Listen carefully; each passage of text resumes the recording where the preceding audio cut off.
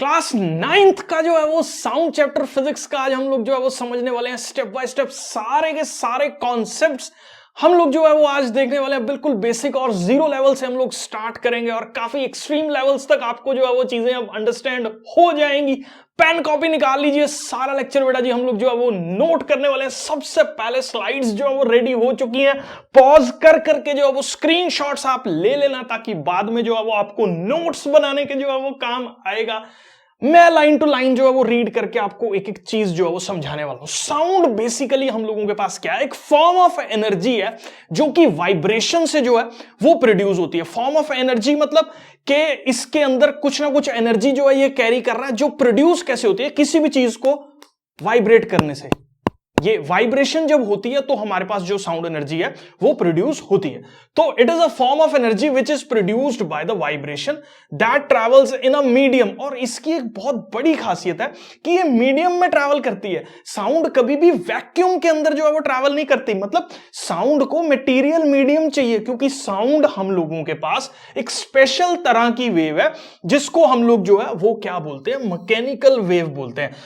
For example आप समझ लो ये कोई सोर्स है जो साउंड को प्रोड्यूस कर रहा है। साउंड को प्रोड्यूस कर रहा है वाइब्रेशन से। वाइब्रेट जब ये होगा तो जिस भी मीडियम के अंदर ये प्रेजेंट होगा वो सारा का सारा मीडियम जो है, जो बिल्कुल उस पर्टिकुलर ऑब्जेक्ट के कांटेक्ट में है, वो उसी ऑब्जेक्ट के साथ जो है वो वाइब्रेट करने लगेगा। और वाइब्रेशन जो है वो जब मीडियम वाइब्रेट करेगा तो वो अगले वाले पार्टिकल्स को मीडियम के जो है वो वाइब्रेट करवाने लगेगा। फिर ऐसे ही वो जो पार्टिकल्स वाइब्रेट करेंगे वो उससे आगे वाले जो पार्टिकल्स हैं उस पे वाइब्रेशन लेके जाएंगे। तो बेसिकली साउंड एक मैकेनिकल वेव है, क्योंकि ये हमेशा और हमेशा इसको मटेरियल मीडियम चाहिए होता है। ये मटेरियल मीडियम सॉलिड भी हो सकता है, लिक्विड भी हो सकता है और गैस भी हो सकता है, बस मटेरियल मीडियम होना चाहिए। मतलब अगर मैं आपके साथ जो वो मून पे खड़ा हूं और आप मेरे सामने खड़े हैं तो आपको मेरी ये वीडियो कुछ इस तरह की लगेगी। मतलब क्या आवाज नहीं आएगी, आपको लगेगा यार भाई लिप सिंक कर रहा है, लेकिन आवाज जो है वो बिल्कुल नहीं आ रही है। क्यों? क्योंकि मून जो है वो एक वैक्यूम वाला प्लेस है। वहां पे कोई भी ऐसा पार्टिकल नहीं है जो मेरे मुंह में होती हुई वाइब्रेशंस को, वोकल कॉर्ड से जो हो रही वाइब्रेशंस है उसको कैरी करके आपके कान के पर्दे के ऊपर जो है वो बिठाए ला के उस तरह का सिस्टम जो है वो वहां पे पॉसिबल नहीं हो पाता, क्योंकि साउंड एक हम लोगों के पास मैकेनिकल वेव होती है। अब इसको देखते हैं, सॉलिड, लिक्विड और गैस तीनों के अंदर ये ट्रैवल कर सकती है, ये वेव प्रोपेगेट करती है। सीरीज के अंदर कंप्रेशंस, हाई प्रेशर और रेयर फ्रैक्शंस, इसको हम लोग जो है वो लेटर चैप्टर में समझने वाले हैं। और जिससे सारे के सारे मटेरियल जो पार्टिकल्स प्रेजेंट होते हैं उस मीडियम के, वो वाइब्रेट करते हैं या ऑसिलेट करते हैं। अब ना मैं इसको समझा ही देता हूं। आप मान लीजिए, देखो हम लोगों के पास, मैं बोल रहा हूं तो साउंड कैसे प्रोड्यूस हो रही है। मेरे यहां पे एक जो है डिवाइस लगा होता है जिसको हम लोग क्या बोलते हैं, वोकल कॉर्ड। वोकल कॉर्ड के अंदर जो है वो वाइब्रेशन कैसे ट्रैवल करती है, वोकल कॉर्ड इस तरह से जो है वो वाइब्रेट करती है एक दूसरे के साथ। आपको लग रहा है यार डिफरेंट डिफरेंट आवाजें हम लोग निकाल पा रहे हैं, डिफरेंट डिफरेंट वर्ड्स को बोल पा रहे हैं। ऐसा नहीं है, वो सिर्फ एक वाइब्रेशन को कॉज कर रही है। अगर मैं मुंह खोल के जीभ पकड़ के जो है वो बोलने की कोशिश करूं, it's just like nothing else, ठीक है, कुछ भी नहीं है। तो और जो इतने बड़े शब्दों का जाल बिछाया जा रहा है वो सिर्फ और सिर्फ हम लोगों की टंग, हम लोगों के टीथ, हम लोगों के लिप्स, इनकी एक सर्टेन मूवमेंट है जिससे ये सारे वर्ड्स जो हैं वो ओरिजिनेट हम लोगों के पास हो रहे हैं। ठीक है, तो ये चीज आपको जो है अंडरस्टैंड करनी पड़ेगी कि वो जस्ट ऐसे नहीं है, वो एक आई प्रोड्यूस कर रही है, लेकिन टंग उसको लपेट के कभी ऊपर मार के ट ट ट जैसे बोल रहे हैं हम लोग, ऊपर बज रही है टंग जो है। ठीक है, तो ये टंग का वाइब्रेशन जो है, टंग का मोशन जो है, उस ए वाली वाइब्रेशन में एक डिफरेंट फ्रीक्वेंसी से जो है वो उसके अंदर जनरेट करता है, जिससे वो वर्ड्स बनते हैं। और लिप्स जो है उन वर्ड्स को इस एटमॉस्फेयर में लेके आते हैं। ये एटमॉस्फेयर में जैसे ही मेरे माउथ से निकली हुई वाइब्रेशन एंटर करती है तो इस मीडियम, जैसे फॉर एग्जांपल आप इसको ऐसे समझो, मान लो ये मैं खड़ा हूं यहां पे और ये वर्ड मैंने बोला, तो जिससे ये वाले सारे पार्टिकल मीडियम के जो है इस पे एक वाइब्रेशन आई तो ये पार्टिकल्स ऑफ द मीडियम क्या चलेंगे, आगे चलेंगे। ठीक है, तो ये पार्टिकल्स ऑफ द मीडियम जो होंगे वो हम लोगों के पास आगे की डायरेक्शन में जो है वो ट्रैवल करेंगे, जिससे एक क्या हो जाएगा, एयर के अंदर प्रेशर जो है वो बढ़ जाएगा। क्योंकि मैं बोल रहा हूं, मैं फोर्स लगा रहा हूं, तो इसका मतलब मैंने पार्टिकल्स पे प्रेशर लगाया, तो जो कंप्रेशन जो है वो हमारे पास मीडियम के पार्टिकल्स का होने लगेगा। जो दूर पार्टिकल्स है उस पे एकदम से कंप्रेशन नहीं आएगा, वो नॉर्मली अपना पड़े हैं, क्योंकि वाइब्रेशन वहां से शुरू हो चुकी है, तो कंप्रेशन आया आया आया यहां तक। अब ये जो है वो दोबारा से रिलैक्स करेगा, आगे ये कंप्रेशन जो है वो आगे वाइब्रेशन को लेके जाएगा, और जो पार्टिकल्स आगे तक आए थे वो अब अपनी पोजीशन पे जो है वो पीछे पहुंच जाएंगे। मतलब क्या कहने का कि जैसे मान लो ये पार्टिकल जो है वो मेरे माउथ के बिल्कुल पास था, और ये दूसरा पार्टिकल था, ये पार्टिकल गया, इसको वाइब्रेट किया, ये आगे मूव किया, और ये जो पार्टिकल ने वाइब्रेट किया था वो वापस अपनी जगह पे आ गया। तो इसी को बोलते हैं बैक एंड फोर्थ मोशन के अंदर जो है वो ऑसिलेशन हम लोगों के पास हो रही है। तो इस पर्टिकुलर तरीके से जो है वो साउंड ट्रैवल कर रही है। अब इसके अंदर एक बहुत इंटरेस्टिंग चीज आपको क्या समझनी है, हम लोगों के पास साउंड के अंदर ना, अब मैं हिंदी की वर्णमाला से जो है ना वो बहुत ज्यादा फैसिनेटेड हूं, ठीक है। तो आप अगर देखो ना, क ख ग घ न, हर वर्ड एक ही शेप ऑफ द माउथ, एक ही शेप ऑफ द टंग, एक ही शेप ऑफ द वाइब्रेशन, जो हमारी वाइब्रेशन है वो एक डिफरेंट डिफरेंट सुर के अंदर जो है वो निकल रही है। उसके बाद च छ झ झ च च च, मतलब ये सारी लाइन ये इसी शेप से निकल रही है। उसके बाद उससे अगली लाइन प फ ब भ, तो वो सारी लाइन उसी से निकल रही है। तो इस तरह से जो है वो डिजाइंड है, मतलब कितनी साइंटिफिकली कौन से पार्ट ऑफ द माउथ से साउंड प्रोड्यूस हो रही है उसके ऊपर जो है वो हमने हिंदी के अंदर जो है वो वर्णमाला बना रखी है। तो ये सारी साउंड्स के अंदर लिप्स का बहुत बड़ा रोल है, टंग का बहुत बड़ा रोल है, टीथ्स का बहुत बड़ा रोल है डिफरेंट आवाजों को निकालने के लिए। और उसके बाद जैसे ही साउंड जो है वो हम लोगों के पास एयर में एंटर करती है, तो वो वाइब्रेशंस जो है वो हम लोगों के पास बैक एंड फोर्थ जो है वो मूव करती हैं। आगे पार्टिकल जिसके ऊपर जो है वो वाइब्रेशन आती है वो आगे की साइड पे जाता है, दूसरे पार्टिकल्स को वाइब्रेट करता है और खुद अपनी पोजीशन पे जो है वो दोबारा से आ जाता है। तो इसी को बैक एंड फोर्थ मोशन जो है वो हम लोग बोल देते हैं। तो ये बेसिकली एक साउंड का बिल्कुल बेसिक कॉन्सेप्ट था, ठीक। डेफिनेशन के साथ इसको आप जो है वो नोट कर सकते हैं। और एक चीज और अपने ध्यान में रख लें कि साउंड की कुछ बहुत इंपॉर्टेंट प्रॉपर्टीज हैं जो कि आपको समझनी है। और वो क्या प्रॉपर्टीज हैं, साउंड हमेशा और हमेशा वाइब्रेशन से जो है वो प्रोड्यूस होती है। साउंड को मटेरियल मीडियम चाहिए होता है ऑसिलेट करने के लिए, मूव करने के लिए। मतलब ये मटेरियल मीडियम कुछ भी हो सकता है। ये मटेरियल मीडियम जो है वो हम लोगों के पास सॉलिड भी हो सकता है, ये मटेरियल मीडियम हम लोगों के पास लिक्विड भी हो सकता है, और ये मटेरियल मीडियम हम लोगों के पास गैस भी हो सकता है, कुछ भी हो सकता है। बस एक चीज आपको याद रखनी है कि साउंड जो है वो कभी भी जो है वो वैक्यूम के अंदर ट्रैवल नहीं करती है। कर रहा हूं तो कुछ इस तरीके का लगेगा अगर मैं वैक्यूम में बात कर रहा हूं, मतलब मेरी लिपसिंग होती हुई दिखाई देगी, लेकिन आपको आवाज जो है वो बिल्कुल भी सुनाई नहीं देगी।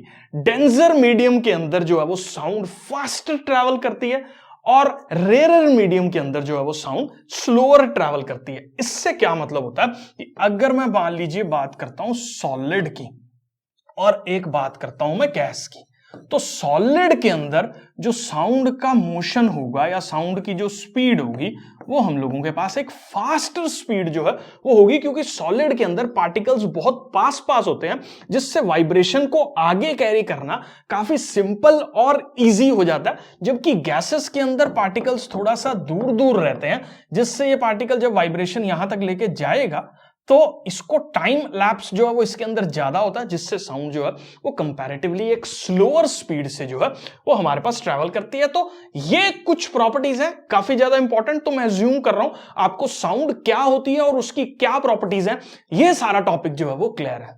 वाइब्रेशन जो है वो हम लोगों के पास क्या होता है, काफी इंपॉर्टेंट टॉपिक है ये वाला। ये हम लोगों के पास एक काइंड ऑफ क्या है उसको मैं आपको जो है वो समझा देता हूं। It is a kind of rapid to and fro motion of an object. जैसे मान लो कोई चीज है वो वाइब्रेट कर रही है, मतलब इस तरीके से जो है वो हमारे पास मूव कर रही है, तो ये वाइब्रेशन हो गया। एक बहुत ही rapid to and fro motion object का किसी का हो रहा है तो उसको हम लोग जो है वो वाइब्रेशन बोलते हैं। साउंड जो ह्यूमन बीइंग प्रोड्यूस करता है उसमें वोकल कॉर्ड्स जो है वो हमारे पास वाइब्रेट करती हैं। अब मान लीजिए इसको बोलते हैं हम लोग ट्यूनिंग फॉर्क, एक यू शेप का मेटल का ऑब्जेक्ट, उसके ऊपर हमने एक मेटल का बॉब जो है वो स्ट्राइक करवाया। अब ये बॉब कैसे करेगा, ये इस तरीके से जो है वो वाइब्रेट करेगा। तो आप मेरे हैंड को भी देखो, बहुत सारे मल्टीपल हैंड्स जो है वो आपको दिख रहे होंगे अगर आप जो है वो इस पे फोकस करो, तो ये एक वाइब्रेशन जो है वो हो गया। मतलब एक to and fro motion of the object को हम लोग जो है वो वाइब्रेशन बोलते हैं। मैं ज्यूम कर रहा हूं वाइब्रेशन जो है वो आपको क्लियर है। नेक्स्ट क्वेश्चन ये आता है हम लोगों के पास, जो साउंड है वो प्रोपेगेट कैसे करती है, मतलब वो साउंड जो है वो मूव कैसे करती है। इस चीज को ऑलरेडी जो है वो मैं समझा चुका हूं कि वाइब्रेशन जो कॉज होती है हम लोगों के पास, उससे जो है वो साउंड एक मीडियम के अंदर जो है वो ट्रैवल करती है। मतलब मेन जो कॉन्सेप्ट जिससे साउंड ट्रैवल करना शुरू करती है, दैट इज द वाइब्रेशन। कोई भी चीज वाइब्रेट होगी, वो उसके अराउंड जो पार्टिकल्स हैं उसको भी वाइब्रेट करेगी, वो वाइब्रेटिंग पार्टिकल्स अपनी और सराउंडिंग्स को वाइब्रेट करेंगे, और धीरे धीरे वो सारी की सारी एक जो डिस्टर्बेंस है वो पूरे के पूरे मीडियम के अंदर ट्रैवल कर जाएगी, जिससे साउंड जो है वो हमारे पास प्रोपेगेट करती है, मतलब साउंड जो है वो मूव करती है। अब इसको लाइन टू लाइन में पढ़ देता हूं, तो साउंड कैसे वाइब्रेट करती है या प्रोपेगेट करती है, वो हम लोगों के पास क्या है, साउंड जो है वो वाइब्रेशन ऑफ द ऑब्जेक्ट से मूव कर रही है। द मैटर और the medium in which through which the sound is transmitted is called medium. मतलब जिस मीडियम से, जिस जगह से साउंड जो है वो ट्रैवल कर रही है, वो सॉलिड भी हो सकता है। मतलब पानी के अंदर आप अगर हैंड्स को वाइब्रेट कर रहे हो या बजा रहे हो, या कुछ भी ट्यूनिंग फॉर्क जो है वो वाइब्रेट कर रहे हो, तो वो पानी में मूव करेगी। सॉलिड के अंदर कर रहे हो तो सॉलिड में मूव करेगी। एयर के अंदर अगर कर रहे हो तो वो एयर में मूव करेगी। मतलब मीडियम कुछ भी हो सकता है, सॉलिड भी हो सकता है, लिक्विड भी हो सकता है, और गैस भी हम लोगों के पास जो है वो हो सकता है। और साउंड मूव करती है उस पर्टिकुलर मीडियम में जहां से वो जनरेट हुई है, और लिसनर तक जो है वो पहुंचती है। लिसनर के कान के पर्दे जो है वो उसी सेम फ्रीक्वेंसी से वाइब्रेट करते हैं, और हमारा ईयर जो है वो उस चीज को अंडरस्टैंड करता है कि वो जो है वो क्या बोल रहा है। क्योंकि हमारे ईयर के अंदर कुछ नर्व्स होती हैं, जिसको ऑडिटरी नर्व्स हम लोग बोल देते हैं, वो उस पर्टिकुलर वाइब्रेशन को, डिस्टर्बेंस को जो है वो इलेक्ट्रिकल इंपल्सेस के अंदर जनरेट करती है। क्योंकि ब्रेन वाइब्रेशन रीड नहीं करता, ब्रेन जो है वो सारी चीजें कम्युनिकेट करता है इलेक्ट्रिकल इंपल्सेस के थ्रू। तो वो हमारा ईयर ड्रम एक इलेक्ट्रिकल इंपल्स को जनरेट करता है और ब्रेन के उस पोर्शन तक भेज देता है, जो उसको जो है वो, उस पोर्शन को जो है वो, पार्ट को जो है वो अंडरस्टैंड करता है। तो हमारा ऑडिटरी सिस्टम जो भी हमारा ब्रेन का है, वो उस चीज को रीड कर लेता है और अंडरस्टैंड कर लेता है। जैसे अभी देखो, इतनी देर से मैं बकवास कर रहा हूं और आप समझ रहे हो कि मैं जो है वो क्या बोल रहा हूं। वो सारा का सारा कारनामा जो है वो आपके फोन से निकल के, लैपटॉप से निकल के, स्पीकर से निकल के जो है वो आपके कानों के पर्दों में जो आवाजें मेरी सुनहरी पड़ रही हैं, उस चीज से जो है वो फिजिक्स की अंडरस्टैंडिंग तुम्हारे दिमाग को जो है वो मिल रही है। क्योंकि दिमाग सुनता है, फिर दिमाग समझता है, दिमाग प्रोसेस करता है, लेकिन आजकल दिमाग रिटेन नहीं करता। कोई बात नहीं, मल्टीपल टाइम्स आप मेरे वीडियोस जो है वो देख सकते हो, उससे आपकी ये वाली प्रॉब्लम जो है वो सॉल्व हो जाएगी। नेक्स्ट अगर हम लोग जो है वो बात करें, को जब ऑब्जेक्ट वाइब्रेट करता है, वो अपने मटेरियल मीडियम के अंदर जितने भी पार्टिकल्स प्रेजेंट होते हैं, वो सब जो है वो वाइब्रेशन करते हैं, डम डम डम डम डम डम डम। तो सारी चीजें जो है वो उस मीडियम की वाइब्रेट करने लगती हैं, सराउंडिंग जो है वो वाइब्रेट करने लगती है। The particle does not travel all the way from the vibrating object to the ear. ये बड़ा इंपॉर्टेंट कॉन्सेप्ट है। मतलब मान लो मैंने बोला, अब मैं बोल रहा हूं तो इस मीडियम के पार्टिकल्स हैं, ठीक है, वो आपके कान में आगे तो नहीं घुस रहे, ऑब्वियसली वो तो यहीं रहेंगे ना। तो होता क्या है, बट ऑब्वियसली यार ये तो क्योंकि फोन पे रिकॉर्डिंग तुम लोग जो है वो मेरी देख रहे हो, या वीडियोस में सुन रहे हो, या टीवी पे देख रहे हो, जहां पे भी देख रहे हो, उस चीज में आप एक चीज अंडरस्टैंड करो कि जो एक सोर्स होता है, वो कभी भी उसके जो सराउंडिंग मीडियम के पार्टिकल्स होते हैं, वो कभी भी आपके कान तक आके नहीं घुसते हैं। जैसे मान लो साउंड प्रोड्यूस हुई, ठीक है, तो ये साउंड कैसे प्रोड्यूस हुई, मैंने क्लैप किया, ये मेरे हैंड्स वाइब्रेट किए, और यहां से जो है वो साउंड प्रोड्यूस हुई। अब ये साउंड के अंदर जो सराउंडिंग मीडियम था, वो पार्टिकल्स एकदम से वाइब्रेशन के अंदर आ गए, और वो पार्टिकल ने अगले पार्टिकल्स को वाइब्रेट किया, फिर उसने अगले पार्टिकल्स को वाइब्रेट किया, फिर उसने अगले पार्टिकल्स को वाइब्रेट किया। मतलब जो पार्टिकल वहां पे फर्स्ट टाइम डिस्टर्बेंस जो है वो कैरी कर रहा था, वो मेरे ईयर तक आके नहीं पहुंच रहा। इस चीज को आपको अंडरस्टैंड करना पड़ेगा। उस पार्टिकल ने अगले वाले पार्टिकल को वाइब्रेशन के अंदर सेट किया, फिर इसने उससे अगले वाले पार्टिकल्स को वाइब्रेशन में सेट किया, फिर इसने उससे अगले वाले पार्टिकल्स को वाइब्रेशन में सेट किया। ऐसे करके सारी की सारी साउंड जो वो मेरे कानों में गिरी और मुझे जो है वो सुनाई दिया। तो पार्टिकल्स कभी भी मूव नहीं करते हैं, पार्टिकल्स सिर्फ और सिर्फ एक डिस्टर्बेंस जो है वो ट्रैवल करते हैं। कई बार देखा तुमने यार, वो सनी देओल की मूवी देखी हुई, बोलता है, चीखता है, और वो भाई ट्रक उड़ने लग जाते हैं। तो ऐसा नहीं है, क्योंकि पार्टिकल्स मूव नहीं कर रहे हैं, वो एक वाइब्रेशन है जो बहुत तेजी से प्रोड्यूस हो रही है, ठीक है, जिसके अंदर कोई भी पार्टिकल्स मूव नहीं करते हैं। ये चीज आपको जो है वो अंडरस्टैंड करनी पड़ेगी कि ऐसे चिल्लाने से जो है वो चीजें नहीं उड़ेंगी, ठीक है। नेक्स्ट अगर हम लोग जो है वो बात करें, the particles do not travel all the way from the vibrating objects to the ears. ये हो गया, ये मैंने अभी पीछे बोला ना कि वो चिल्लाने से चीजें उड़ेंगी नहीं, ठीक है। वो एक्चुअली वाइब्रेशन जो है वो बहुत तेज हो सकती है। कई बार होता है ना, कोई बम गिर गया, शीशे टूट गए, क्यों, वाइब्रेशन बहुत तेज होती है।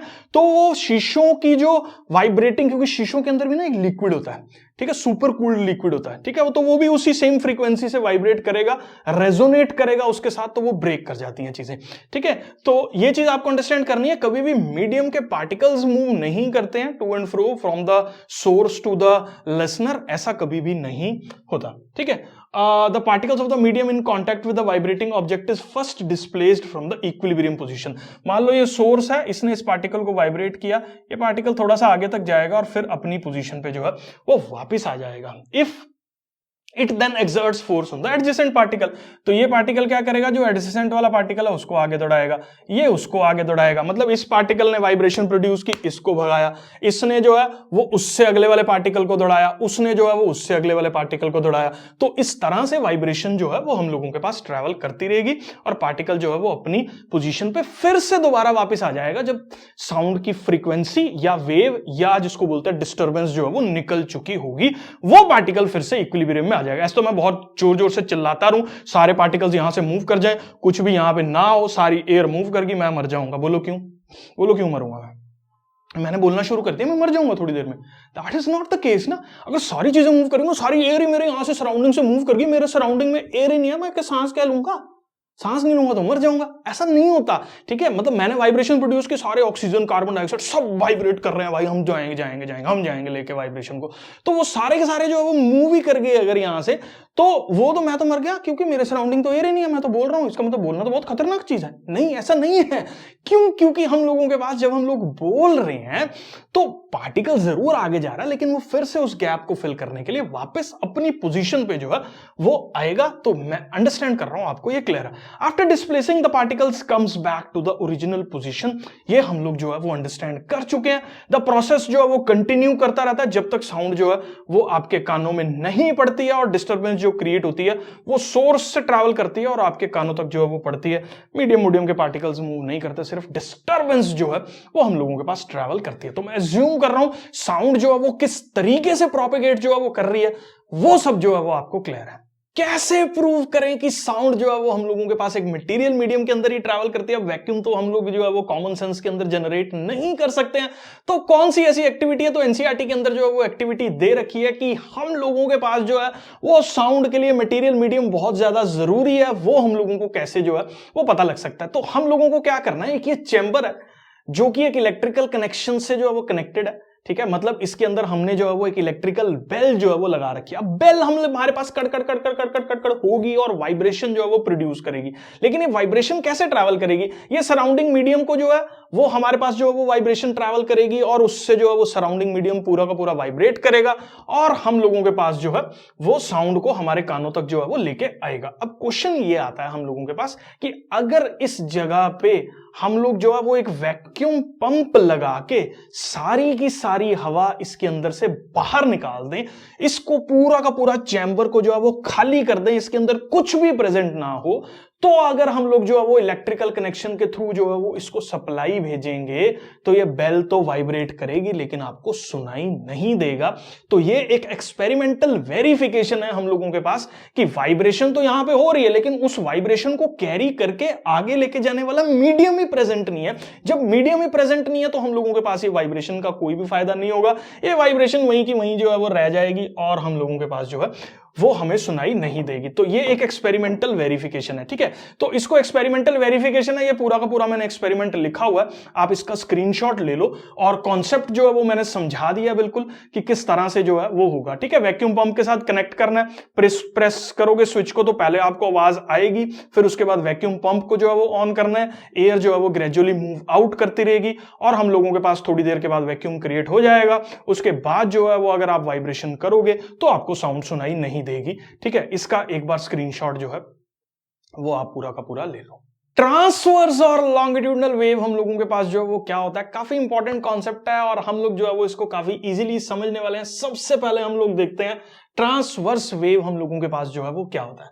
The particles motion is perpendicular to the direction of the wave. इसको ऐसे इमेजिन करो कि मेरे पास एक ये वॉल है और इस वॉल से मैंने एक धागे को जो है वो ऐसे बांध रखा है, रस्सी को जो है वो बांध रखा है। ठीक है, इसको इमेजिन कर लो, मेरे पास अभी इस टाइम पे सेटअप नहीं है। ठीक है, और मैं क्या कर रहा हूँ, ध्यान से देखना, मैं क्या कर रहा हूँ, अपने हाथ को बिल्कुल सीधी मैंने तार जो है वो खींची हुई है, मतलब इनिशियली जो है वो मेरे पास कुछ इस तरीके का बिल्कुल सीधा है। ठीक है, और मैं भाई यहाँ जो है वो खड़ा हूं और इस धागे को जो है वो मैंने होल्ड कर रखा है। ठीक है, मैंने क्या किया, इस धागे को बिल्कुल देखो, ये धागा ऐसे है और मैंने इसको ऐसे वाइब्रेट किया, ऐसे, सिर्फ ऐसे ऐसे ऐसे नहीं किया अपना हाथ, जस्ट ऊपर नीचे, अप डाउन अप डाउन।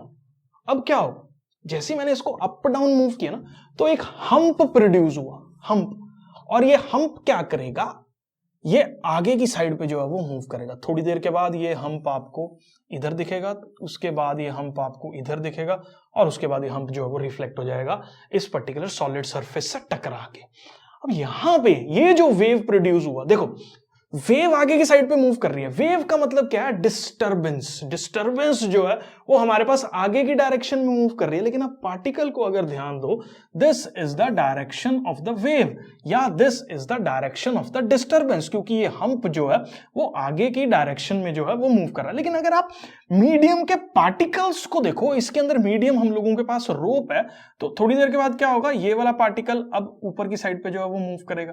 ठीक है, और उसके बाद क्या होगा, ये वाला पार्टिकल जो है वो हम लोगों के पास ऊपर की साइड पे मूव करेगा, फिर ये वाला पार्टिकल ऊपर की साइड पे मूव करेगा, और जो ये वाले पार्टिकल्स थे ये थोड़ी देर के बाद जो है वो डाउनवर्ड डायरेक्शन में मोशन जो है वो कर लेंगे। मतलब इस डिस्टरबेंस के अंदर हुआ क्या, वेव तो इस पर्टिकुलर डायरेक्शन में मूव कर रही थी, लेकिन इस मीडियम के जो पार्टिकल्स थे वो इस वेव की डायरेक्शन के परपेंडिकुलरली जो है वो मूव कर रहे थे। मतलब this is a kind of wave, transverse wave, kind of wave है जिसके अंदर जिस डायरेक्शन में वेव प्रोपेगेट करती है, मतलब जिस डायरेक्शन में वेव जो है वो मूव करती है, उसके परपेंडिकुलर डायरेक्शन में जो है वो हम लोगों के पास पार्टिकल्स जो है वो ऑसिलेट कर रहे हैं। Oscillate word is the best word, क्योंकि पार्टिकल्स जो है वो उस मीडियम के इस पर्टिकुलर तरीके से जो है वो हमारे पास ऑसिलेट कर रहे हैं, और ये जो है वो डिस्टरबेंस को आगे की डायरेक्शन में जो है वो लेके जा रहे हैं। तो यहां पे पार्टिकल्स का जो ऑसिलेशन है that is perpendicular to the direction of the motion of the wave.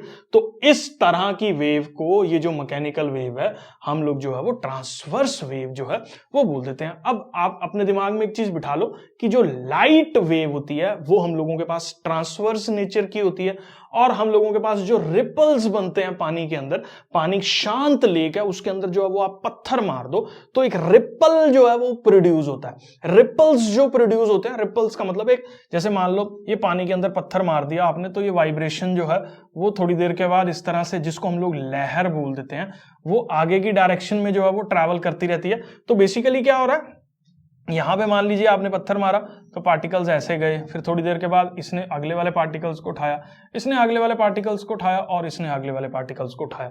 मतलब this is the ripple in the water. और इसको बेस्ट पता आप कैसे अंडरस्टैंड कर सकते हो, एक छोटा सा लकड़ी का टुकड़ा ले लो, मान लो ये आपका बहुत बड़ा पॉन्ड है और एक छोटा सा लकड़ी का टुकड़ा आपने यहाँ पे रख दिया, और यहाँ पे आपने पत्थर मारा इस पर्टिकुलर जगह पे, तो ये जो लकड़ी का टुकड़ा है वो अपनी पोजीशन से नहीं हिलेगा, वो सिर्फ जैसी वाइब्रेशन उसके पास आएगी तो वो बस ऐसे जाएगा, ऐसे, दैट्स इट। ठीक है, ऐसे साथ में लहर के मूव नहीं करेगा, वो सिर्फ एक जंप की तरह इस तरह से जो है वो ऊपर नीचे जाएगा, क्योंकि मीडियम के अंदर, मीडियम पूरा का पूरा पार्टिकल्स मूव नहीं कर रहे हैं, पार्टिकल सिर्फ ऑसिलेट कर रहे हैं ऊपर और नीचे वाली डायरेक्शन में। तो ऐसी वेव जिसके अंदर पार्टिकल्स 90 डिग्री मूव कर रहे हैं डायरेक्शन ऑफ द प्रोपेगेशन से, उस पर्टिकुलर वेव को हम लोग जो है वो अपने पास एक ट्रांसवर्स नेचर ऑफ वेव जो है वो बोल देते हैं, या उसको हम लोग ट्रांसवर्स वेव जो है वो बोल देते हैं। मैं जूम कर रहा हूं बेटा जी, ये पर्टिकुलर ट्रांसवर्स वेव आपको क्लियर है। अब इसके बाद हम लोग इसी लेक्चर के अंदर ही समझने वाले हैं कि हमारे पास जो है वो लॉन्गिट्यूडनल वेव्स क्या होती हैं।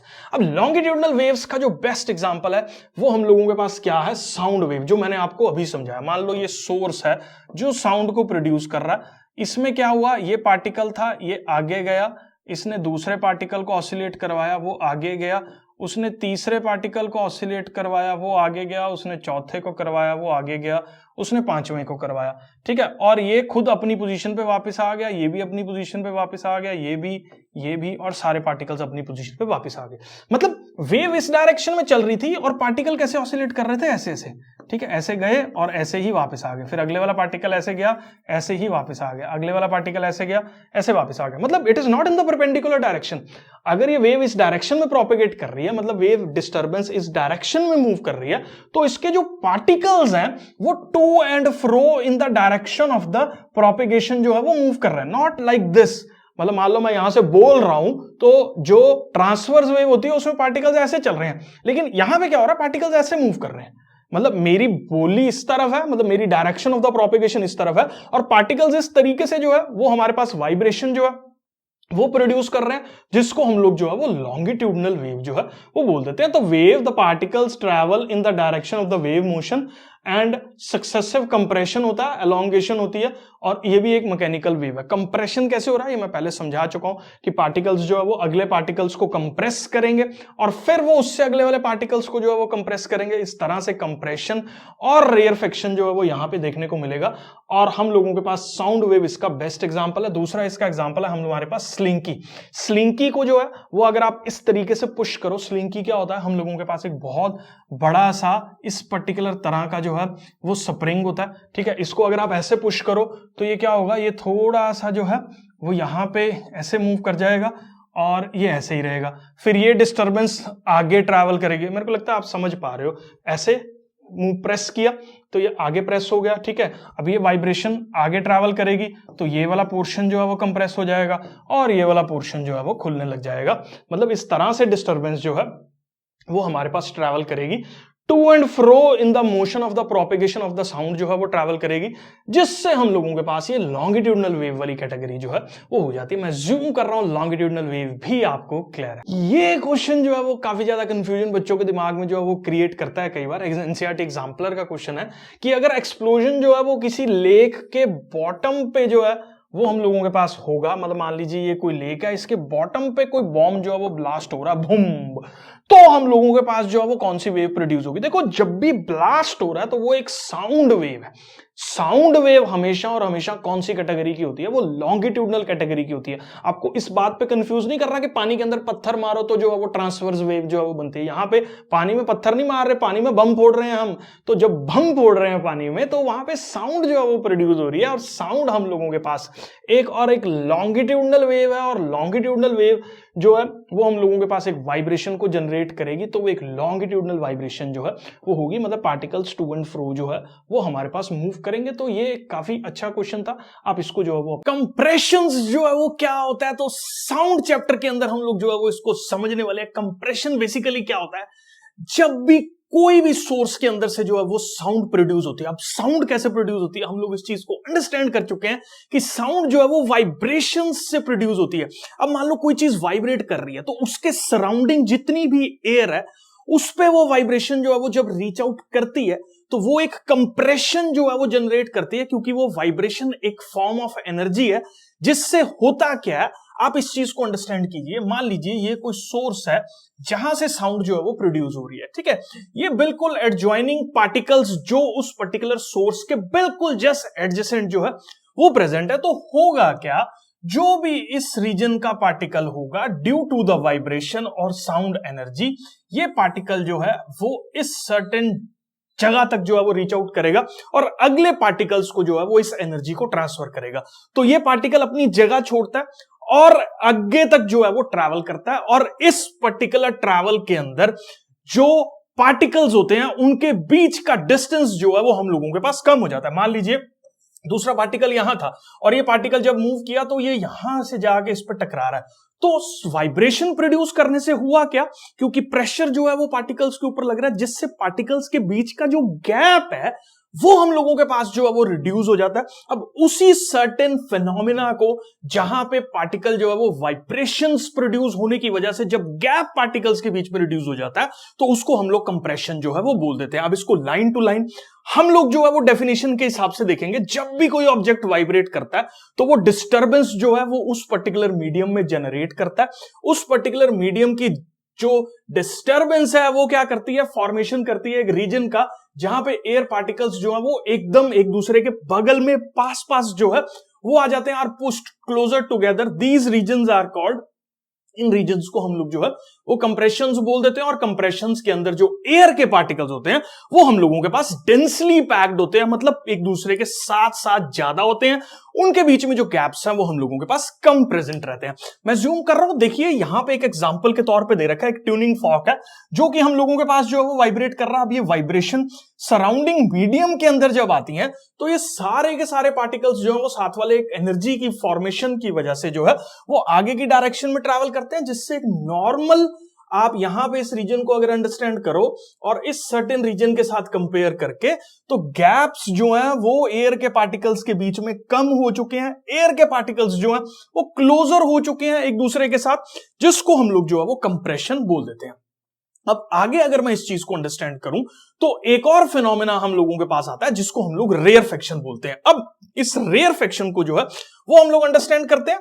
पहले जो है वो इसकी डेफिनेशन हम लोग जो है वो देख लेते हैं, फिर जो है वो इसका फंडा जो है वो समझेंगे कि ये पर्टिकुलर जो है वो हम लोगों के पास क्या होता है। तो as the vibrating object moves back and forth to its original position, it creates a region where the air particles are spread farther apart than the usual equilibrium position। अब इसको अंडरस्टैंड करो, थोड़ी सी टेक्निकल डेफिनेशन है।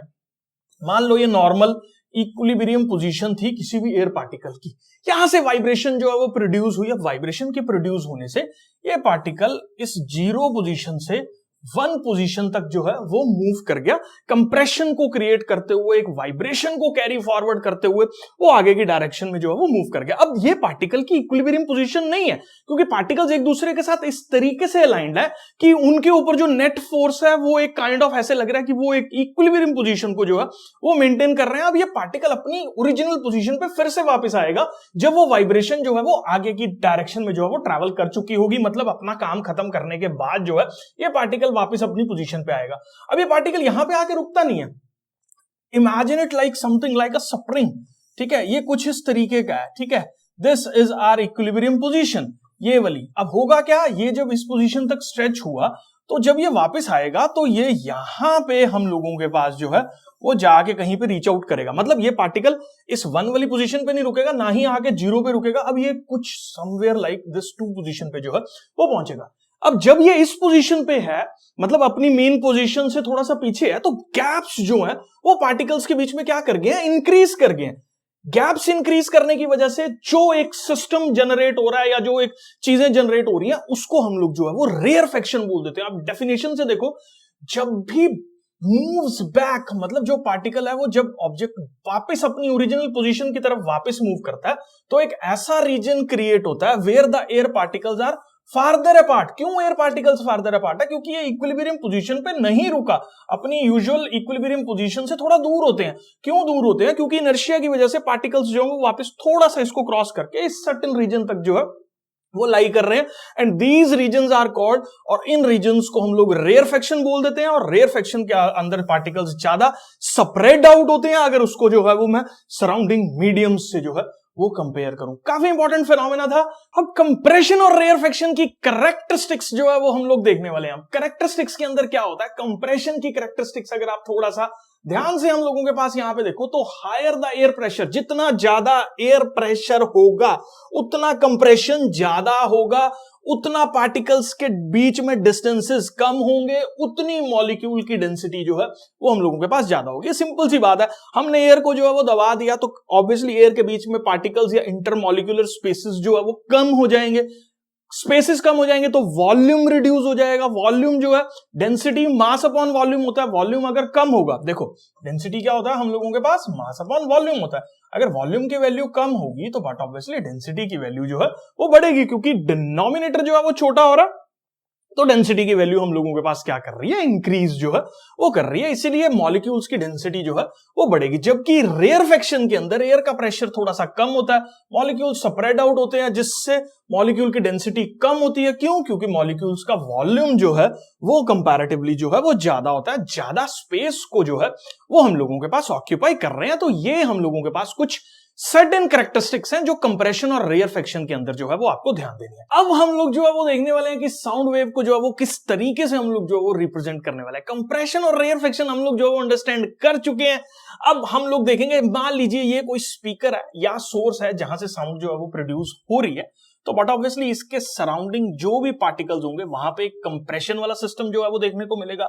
और थोड़ा सा आगे अगर हम लोग जाते रहे तो फिर रेयरफेक्शन आएगा, फिर कंप्रेशन आएगा, फिर रेयरफेक्शन आएगा, फिर कंप्रेशन आएगा। तो इसी तरह से जब हम लोग बोलते हैं तो ये कंप्रेशन रेयरफेक्शन जो वो जनरेट होते रहते हैं और साउंड जो है वो आगे की डायरेक्शन में ट्रैवल करती रहती है। अब इसी को अगर मैं इस पर्टिकुलर तरीके से दिखाऊं आपको, तो ये यहां पे पार्टिकल्स जो है वो यूजुअली थोड़े से क्लोजर है, यहां पे पार्टिकल्स थोड़ा सा दूर है, यहां पे पार्टिकल्स क्लोजर है, यहां पे पार्टिकल्स थोड़ा सा दूर है। अब इस चीज को अंडरस्टैंड करने के लिए ना मैं आपको ऐसे समझाता हूं।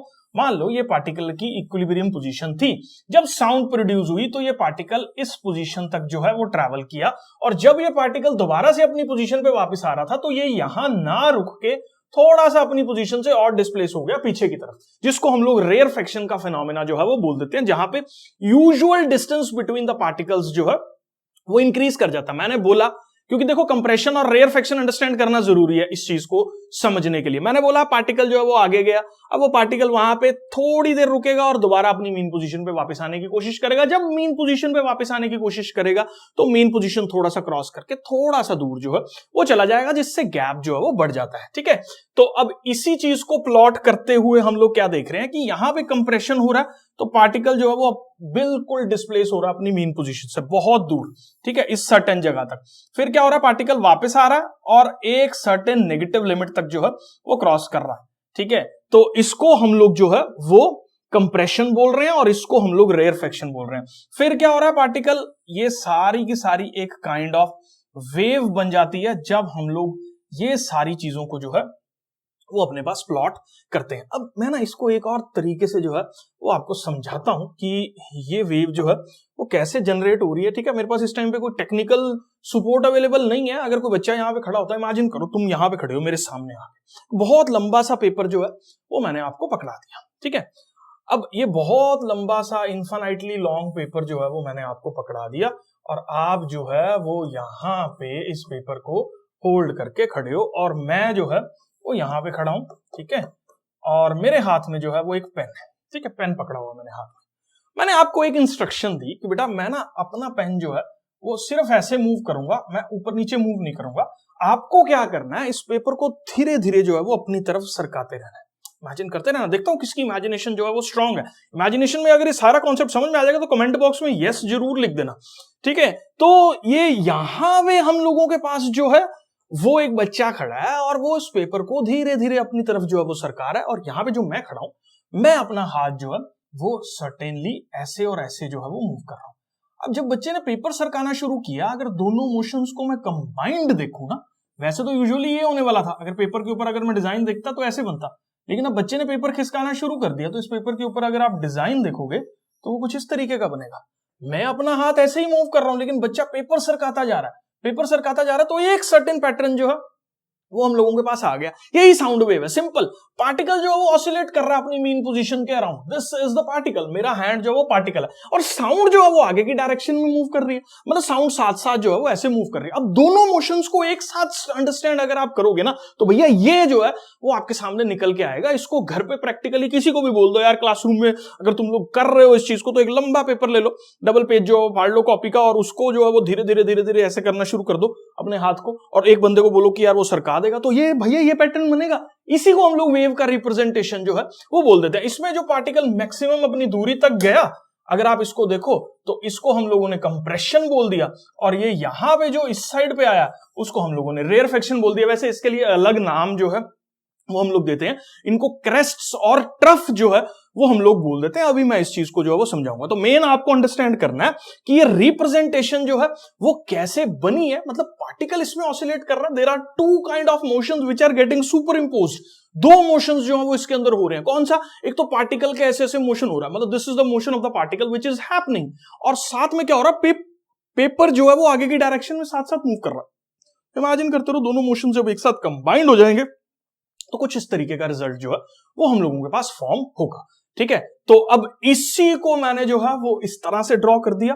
अब यहां पे ये मेरे पास एक ग्राफ जो है वो बन जाएगा। ये इसकी मीन पोजीशन है जिसको हम लोग एवरेज प्रेशर डेंसिटी बोलते हैं। ये टॉप वाले जितने भी पॉइंट्स हैं उसको हम लोग क्रेस्ट बोल देते हैं, और ये बॉटम वाले जितने भी पॉइंट्स हैं उसको हम लोग ट्रफ जो है वो बोल देते हैं। तो ये एक ग्राफ जो एक रिप्रेजेंटेशन के तौर पे हम लोग जो है वो वेव्स को रिप्रेजेंट करने के लिए इस्तेमाल करते हैं। काफी ज्यादा इंपॉर्टेंट और इंटरेस्टिंग फिनोमेना है, जहां पे दो मोशन सुपर इंपोज हो रहे हैं, पार्टिकल्स अपनी धुन में जो है वो चल रहे हैं और साउंड जो है वो आगे की डायरेक्शन में मूव कर रही है। दोनों को सुपर इंपोज करके कुछ हम लोगों के पास इस तरीके का रिजल्ट जो है वो निकलता है। ठीक है, तो मैं अज्यूम कर रहा हूं ये जो है वो क्लियर है। अब इसी चीज को देख लेते हैं। तो ग्राफिकल रिप्रेजेंटेशन है साउंड का, जहां पे compression is represented by a region, जहां पे वेव जो है वो अपने हाईएस्ट पॉइंट पे है। तो कंप्रेशन को कैसे रिप्रेजेंट कर रहे हैं, जहां पे वेव हाईएस्ट पॉइंट पे है, और रेयरफेक्शन को कैसे रिप्रेजेंट कर रहे हैं, जहां पे वेव जो है वो एक लोएस्ट पॉइंट पे है, जिसको हम लोग जो है वो ट्रफ बोल देते हैं जब वेव लोएस्ट पॉइंट पे होती है,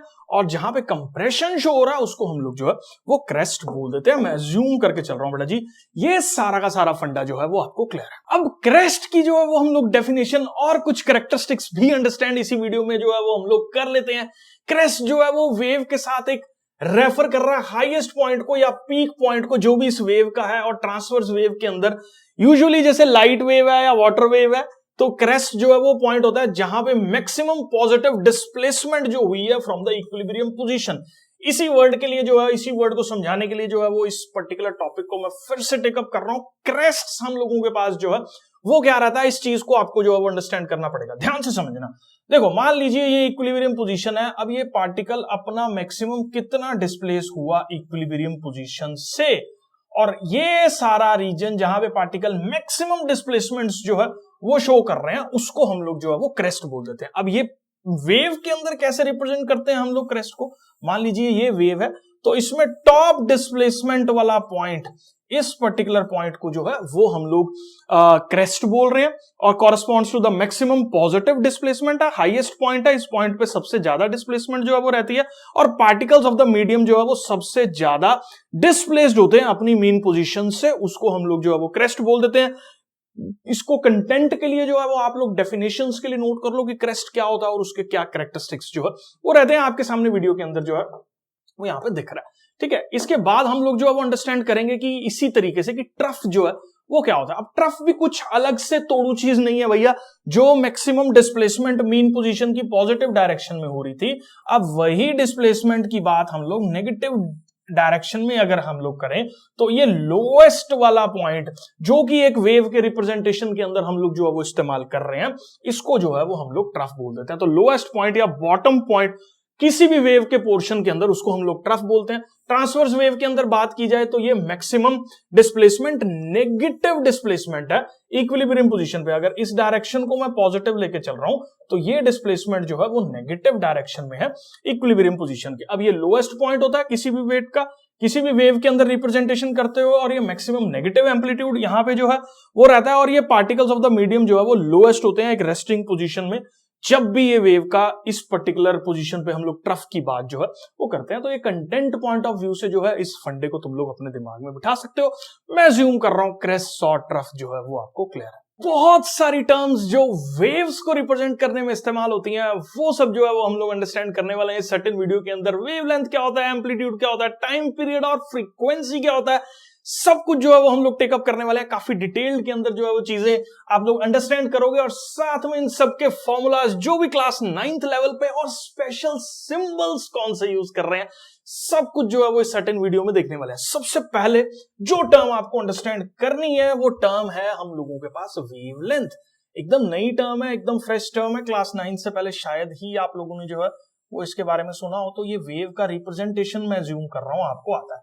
ठीक है, तो इस तरीके से ऐसे ऊपर नीचे जो है वो हम लोग एक वेव को रिप्रेजेंट करते हैं, जिसमें यहां से एक डिस्प्लेसमेंट क्रेस्ट को रिप्रेजेंट कर रही है, और यहां से एक डिस्प्लेसमेंट जो है वो ट्रफ वाले पॉइंट को रिप्रेजेंट कर रही है। मैं ज्यूम कर रहा हूं, क्रेस्ट और ट्रफ आपको क्लियर है, आपने सारा वीडियो जो है वो देख रखी है इस चीज को अंडरस्टैंड करने के लिए। अब हम लोग जो है वो वेवलेंथ को अंडरस्टैंड करते हैं। देखो, ये हमारे पास पूरा रीजन क्रेस्ट वाला रीजन है, और ये हमारे पास पूरा रीजन ट्रफ वाला रीजन है। अब इन दोनों रीजन्स को मिला दो, मतलब कौन सा, एक क्रेस्ट और एक ट्रफ, इस वेव के ऊपर अगर हम लोग मिला दें, तो जो पूरा रीजन हम लोगों के पास फॉर्म होता है, मतलब ये वाला रीजन इस रीजन को हम लोग लैम्डा से रिप्रेजेंट करते हैं, मतलब ये वेव लेंथ बोलते हैं इसको हम लोग, क्योंकि यहां पे एक वेव कंप्लीट हो जाती है, एक तरह का सर्टेन मोशन जो अपने आप को रिपीट कर रहा है वो कंप्लीट हो जाता है। कैसे कंप्लीट हो रहा है, देखो पार्टिकल क्या हुआ इसको आप अंडरस्टैंड करो। ये मेरे पास मीन पोजीशन थी पार्टिकल की, पार्टिकल यहां गया, this is the crest, particle यहां वापस आया, ये वाला जो है वो ट्रफ, फिर पार्टिकल अपनी मीन पोजीशन पे वापस आ गया, फिर पार्टिकल यहां गया, वही सेम काम कहानी दोबारा रिपीट होगी। मतलब जहां से कहानी रिपीट होना शुरू हो जाए, जहां से मोशन अपने आप को रेप्लिकेट करने लग जाए, दोबारा से वही सेम पाथ पे जो है वो मूव करने लग जाए पार्टिकल्स, तो उस पर्टिकुलर पॉइंट से जहां से रेपिटेशन शुरू हो रही है और जहां से स्टार्टिंग हुई थी उसकी, उन दोनों के बीच के डिस्टेंस को हम लोग जो है वो वेवलेंथ बोल देते हैं। अब देखो यहां से पार्टिकल, देखो इस सर्टेन पोजीशन पे, मैं इसको दूसरे पेन से जो है वो रिप्रेजेंट करके बताता हूं, यहां से पार्टिकल इस डायरेक्शन में मूव कर रहा है, फिर वही पाथ यहां से पार्टिकल इस डायरेक्शन में मूव कर रहा है, ये पार्टिकल्स ने अपना मोशन जो है वो रिपीट कर लिया, दोबारा से जो है वो उसी पोजीशंस पे पहुंच गए। तो ये प्लस ये, मतलब वन क्रेस्ट और वन ट्रफ या सक्सेसिव, इसको हम लोग कंप्रेशन बोल देते हैं, इसको रेयरफेक्शन बोल देते हैं। तो एक कंप्रेशन और रेयरफेक्शन के बीच में जो गैप आ रहा है उसको हम लोग जो है वो वेवलेंथ बोल रहे हैं, या distance between the two successive crest trough बोल लो, या सक्सेसिव कंप्रेशन और रेयरफेक्शंस जो है वो बोल लो, उसको हम लोग जो है वो वेवलेंथ बोल देते हैं। मतलब इन शॉर्ट, जहां से मोशन रिपीट होना शुरू हो जाए वहां से स्टार्टिंग पॉइंट तक का जो डिस्टेंस है उसको हम लोग जो है वो वेवलेंथ बोल देते हैं। अब वेवलेंथ क्योंकि एक लेंथ है, इसीलिए इसकी एसआई यूनिट जो है, मतलब इसको हम लोग कैसे मेजर करते हैं, मीटर में जो है वो मेजर कर सकते हैं। अब इसका काफी एक इंटरेस्टिंग सिंबल है जिसको हम लोग लैम्डा जो है वो बोल देते हैं। लैम्डा सिंबल को कैसे रिप्रेजेंट करते हैं, स्पेशल कैरेक्टर है, एक लाइन आपको ऐसे स्लांट मारनी है और एक लाइन जो है वो ऐसे करनी है, कई बार इसको थोड़ा सा कर्वी भी कर देते हैं, मतलब एक लाइन ऐसे टेढ़ी, ठीक है, तिरछी लाइन मारो और वहां से जो है वो ऐसे करो। बच्चों को मैंने बहुत बार इसको गलत बनाते हुए देखा है, इस तरह के सिंबल्स भी बनाते रहते हैं, ये बिल्कुल गलत है।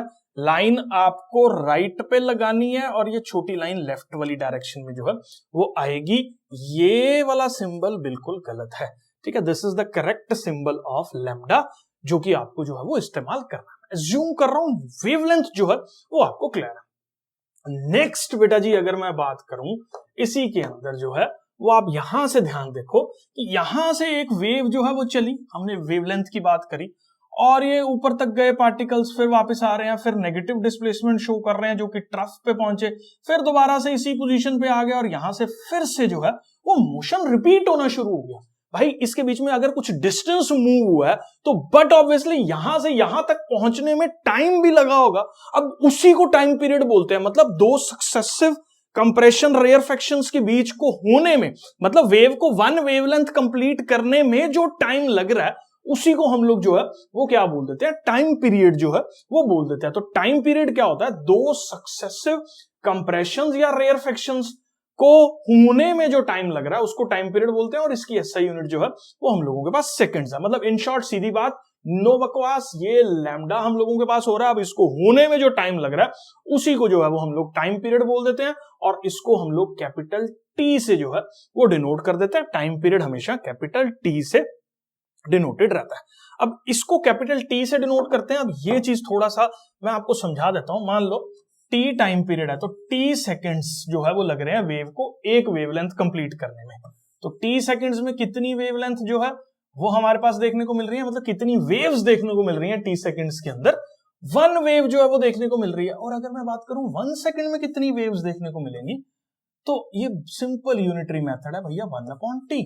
टी सेकंड में एक वेव है, मतलब मान लो 20 सेकंड में जो है वो एक वेव जाती है, तो मैं बात करूं बेटा 1 सेकंड में कितनी वेव्स जाएंगी, तो 1/20। तो यहां पे 1 सेकंड में जो कितनी वेव जाएगी तो 1/t।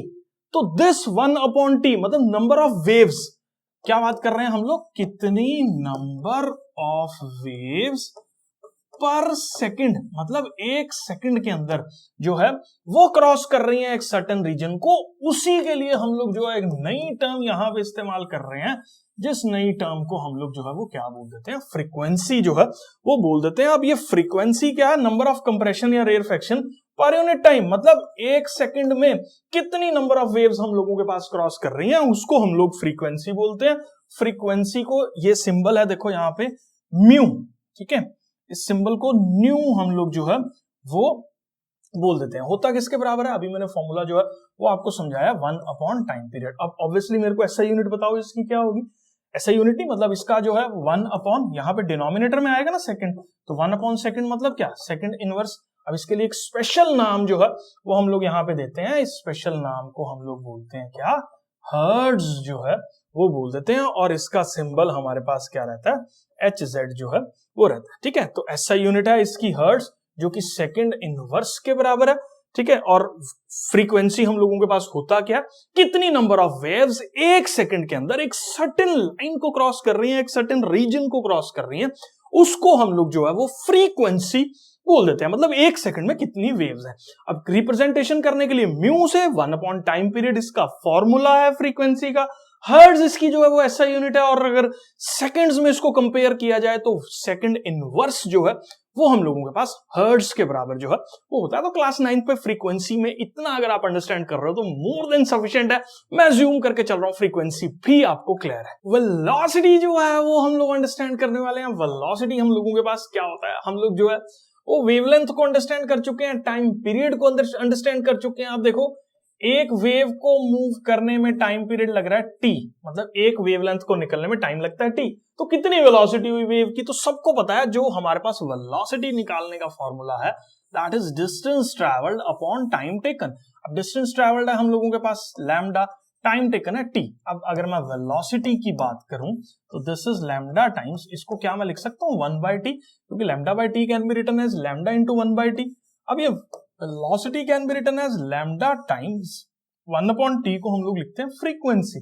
ठीक है, फ्रीक्वेंसी का फॉर्मूला, तो यहां से एक फॉर्मूला आ गया v which is velocity is mu times lambda. तो काफी इंपॉर्टेंट फॉर्मूला है कि v is equal to mu lambda हम लोगों के पास होता है। अब distance travelled by a wave in 1 second is called the velocity of the wave. अब एक सेकंड में एक वेव कितना डिस्टेंस ट्रेवल कर रही है उसको जो है वो हम लोग वेलोसिटी बोलते हैं। निकालने के लिए कितना डिस्टेंस ट्रेवल हो रहा है, लैम्डा, टाइम कितना लग रहा है t, तो यहां पे इसकी यूनिट भी हम लोगों के पास ऑब्वियसली वेलोसिटी है, तो ये हमारे पास मीटर पर सेकंड में रहेगा। और v is equal to mu lambda, बहुत इंपॉर्टेंट फॉर्मूला इस पर्टिकुलर चैप्टर में आप लोगों को जो है वो अंडरस्टैंड करना है। इसके बाद टर्म आती है एम्पलीट्यूड।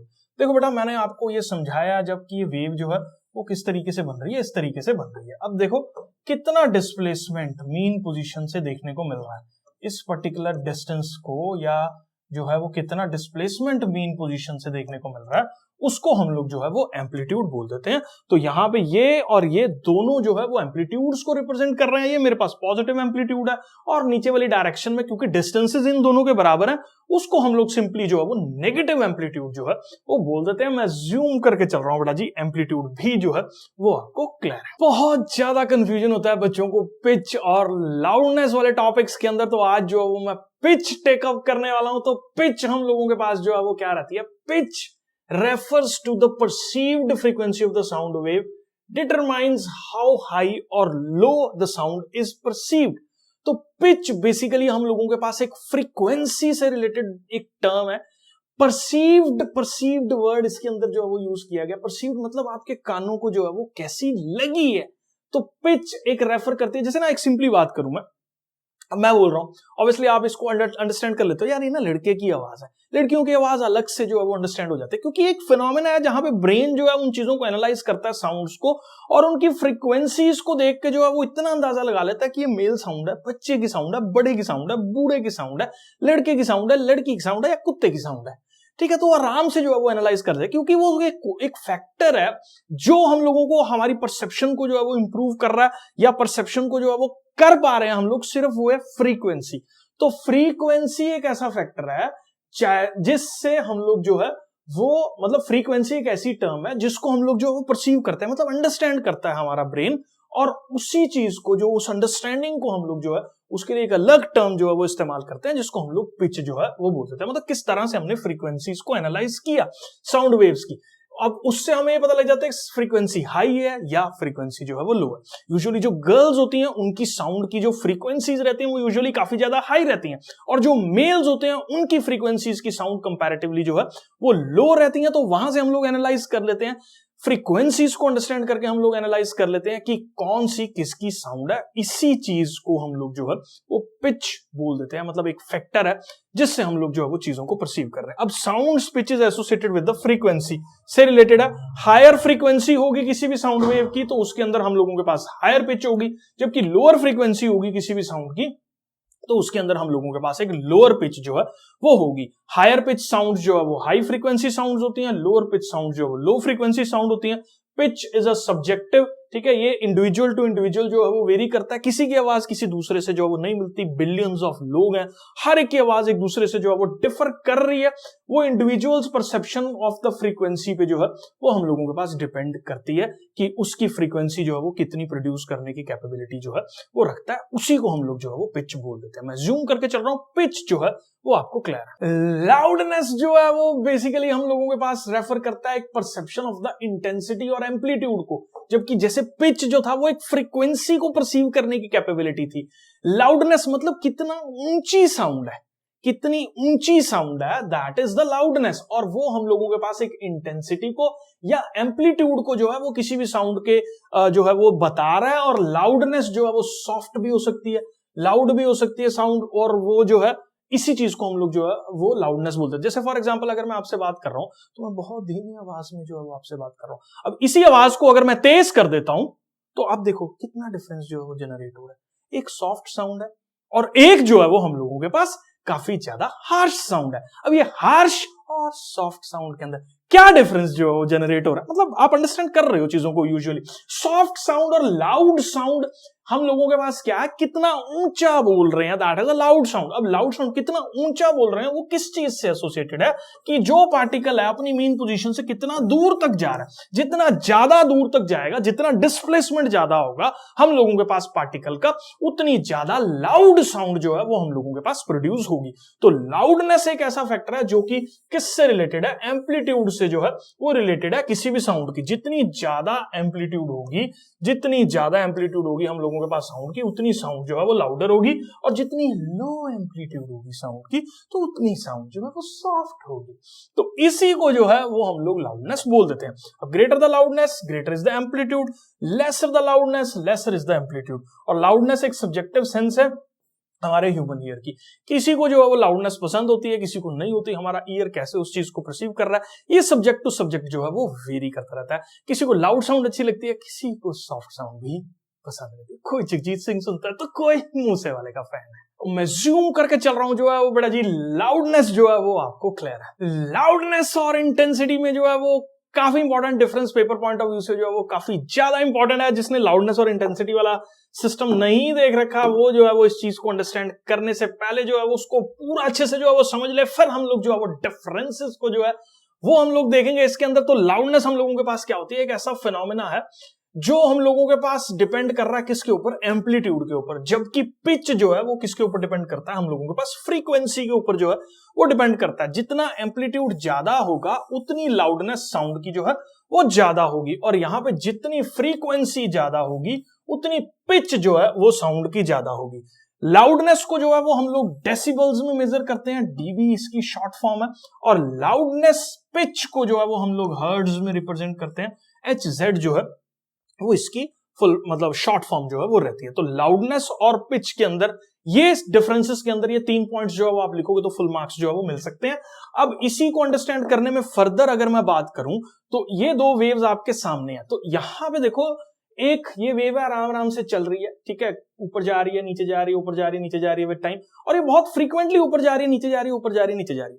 अब यहां पे हम लोग देखेंगे तो this is a low pitch sound, ये एक लो पिच साउंड है। क्यों लो पिच साउंड है? क्योंकि इसकी फ्रीक्वेंसी मतलब ऊपर नीचे जाने की क्षमता या कम टाइम के अंदर उसको कवर करने की कैपेबिलिटी जो है वो बहुत कम है, बहुत धीरे धीरे से जो है वो कवर कर रही है। यहाँ पे बहुत फ्रीक्वेंटली जो है वो साउंड ऊपर नीचे हो रही है।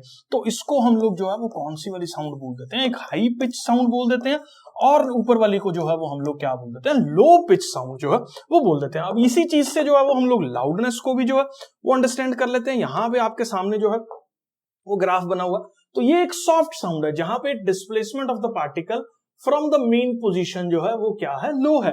और ये एक बहुत लाउड साउंड है क्योंकि यहां पे देखो जो डिस्प्लेसमेंट है पार्टिकल का फ्रॉम द मेन पोजीशन वो कंपैरेटिवली काफी ज्यादा हाई है, तो इसीलिए इसको हम लोग जो है वो एक लाउड साउंड बोलते हैं।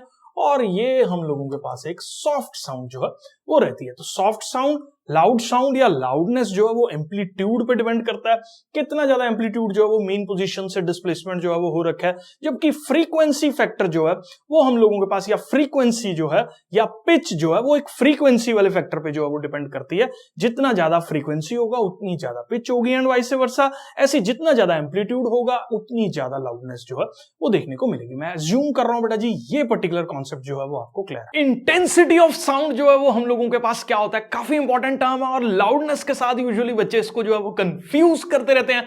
आज मैं आपको बताऊंगा इंटेंसिटी का मतलब होता है कितना अमाउंट ऑफ साउंड जो है वो हम लोगों के पास एक पर्टिकुलर जगह पे जो है वो रीच कर रहा है। देखो एक होता है ऊंची आवाज मतलब लाउडनेस, ज्यादा आवाज मतलब इंटेंसिटी। जैसे फॉर एग्जांपल आपने जो है वो एक सर्टेन डेसिबल पे एक स्पीकर को जो है वो ऑन कर रखा है, काफी ज्यादा फुल वॉल्यूम जो है वो उसका किया हुआ है, ठीक है, that is the loudness of the sound.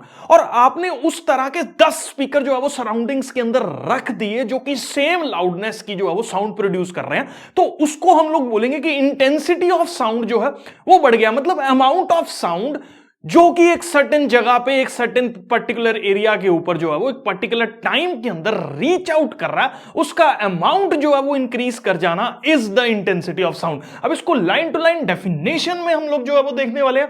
Sound intensity is the amount of sound energy, कितना साउंड एनर्जी है जो एक सर्टेन एरिया पे एक सर्टेन टाइम के अंदर जो है वो पास कर रहा है। अब ये देखो सर्टेन एनर्जी एक सर्टेन एरिया पे पर यूनिट टाइम पर मीटर स्क्वायर, एक सर्टेन एरिया पे, ठीक है।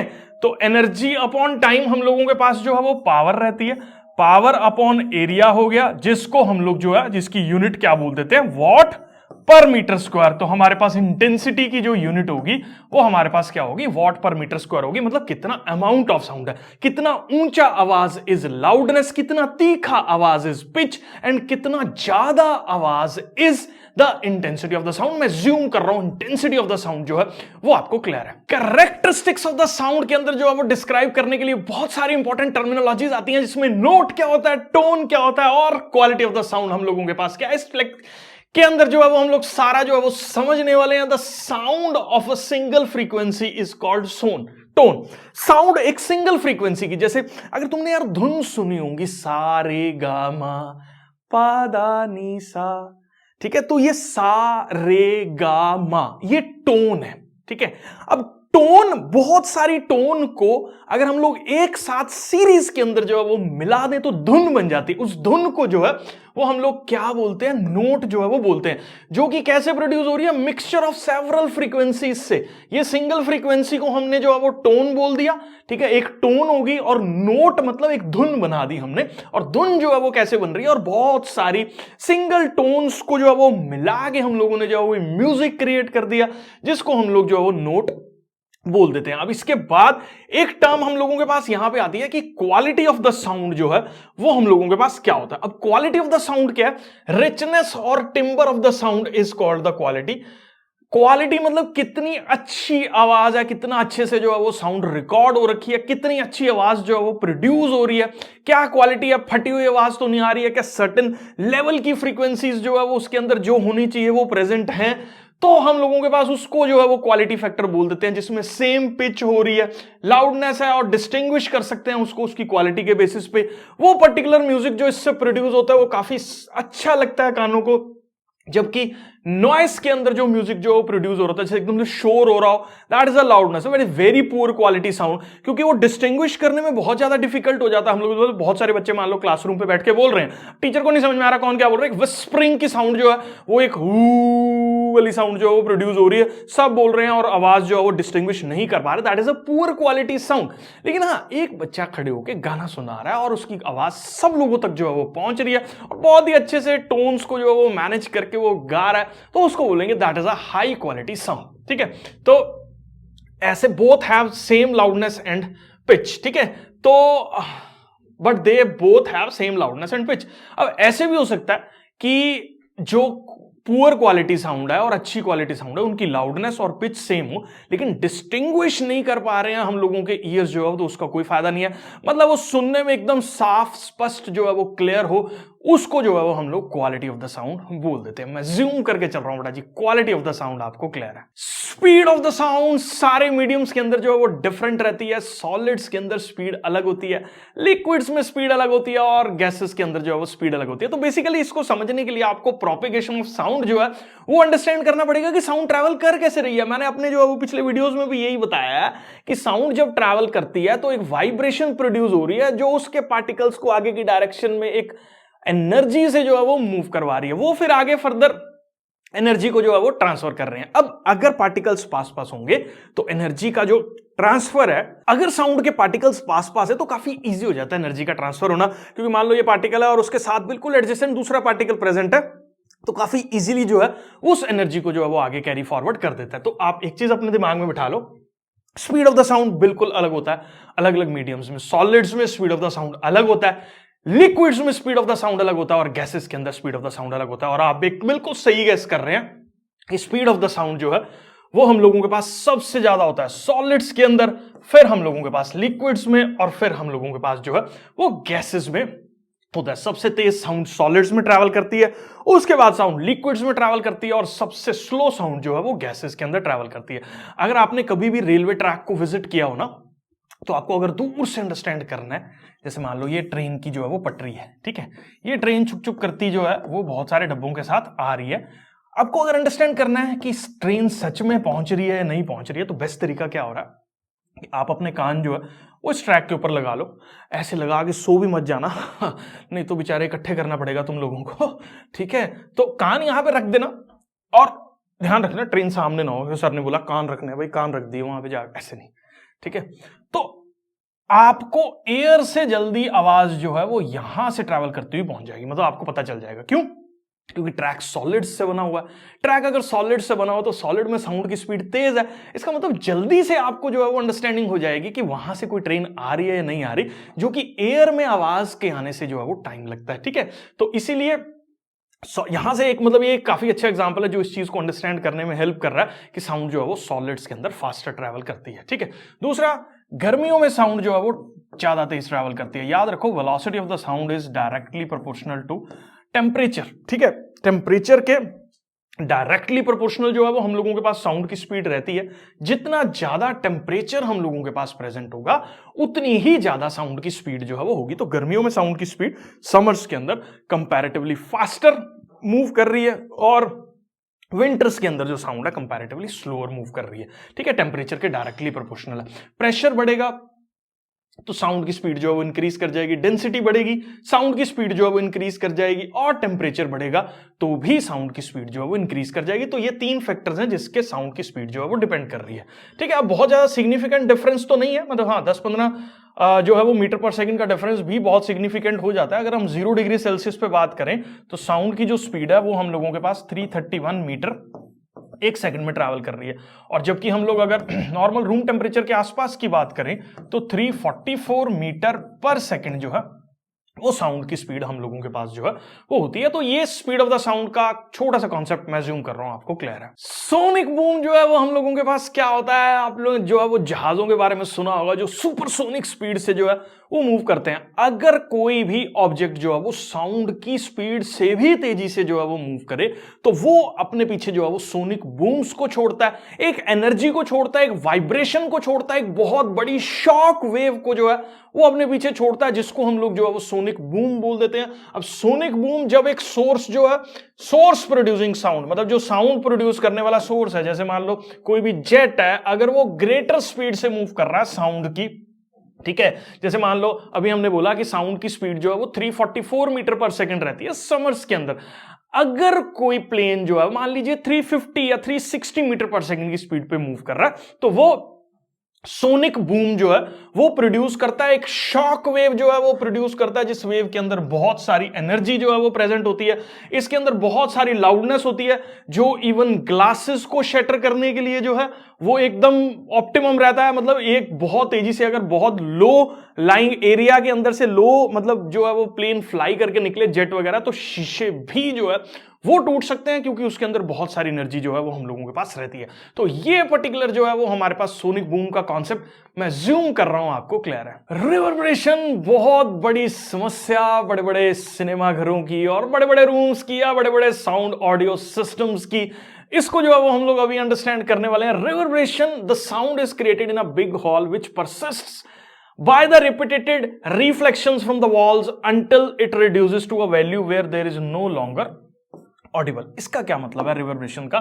मान लो एक बहुत ही बड़ा रूम है और उस बड़े रूम के अंदर कोई साउंड का सोर्स जो है वो साउंड को प्रोड्यूस कर रहा है, आवाज का गूंजना, that is the term which is known as the persistence of the sound। persistence of the sound हम लोगों के पास क्या होता है? जब भी किसी बड़े रूम के अंदर आवाज जो है वो हम लोगों की गूंज रही है, गूंजने से मतलब क्या है? मान लीजिए ये साउंड जो है वो सोर्स प्रोड्यूस कर रहा है साउंड को, यहां से साउंड गई, इधर टकराई, फिर इधर गई, फिर इधर टकराई, फिर इधर गई, फिर इधर टकराई, फिर इधर गई, फिर इधर टकराई, फिर इधर गई, फिर इधर टकराई, फिर इधर गई, फिर इधर टकराई।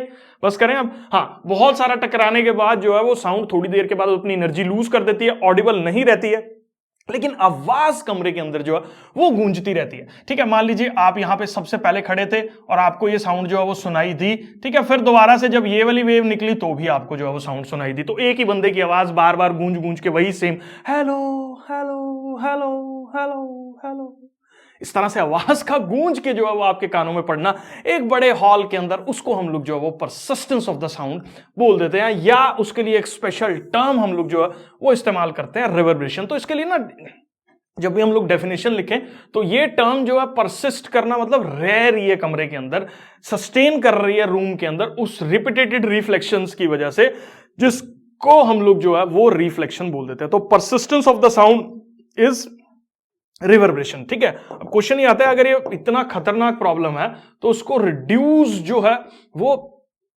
कैसे किया जा सकता है? ठीक है, ये काफी इंपॉर्टेंट क्वेश्चन है। How can you reduce the reverberation? अब रिवर्बरेशन को रिड्यूस करने के लिए जनरली जो बड़े बड़े ऑडिटोरियम्स होते हैं ना, उनमें साउंड प्रूफिंग जो है वो करनी पड़ती है। मान लो मेरा छोटा सा मैंने स्टूडियो बनाया हुआ, ठीक है, अगर मैं थोड़ा सा जुगाड़ से बताऊं तो थोड़ा मैंने जो है वो सस्ता काम चलाऊ काम जो है वो कर रखा है, क्योंकि इतना बड़ा बजट हम लोग लेके नहीं चल रहे थे। मैं आपको थोड़ा सा दिखाता हूं कि हमने परसिस्टेंस साउंड को जो है वो रिवर्बरेशन को प्रिवेंट करने के लिए जो है वो कैसे कर रखी है, मैं दिखाता हूं आपको।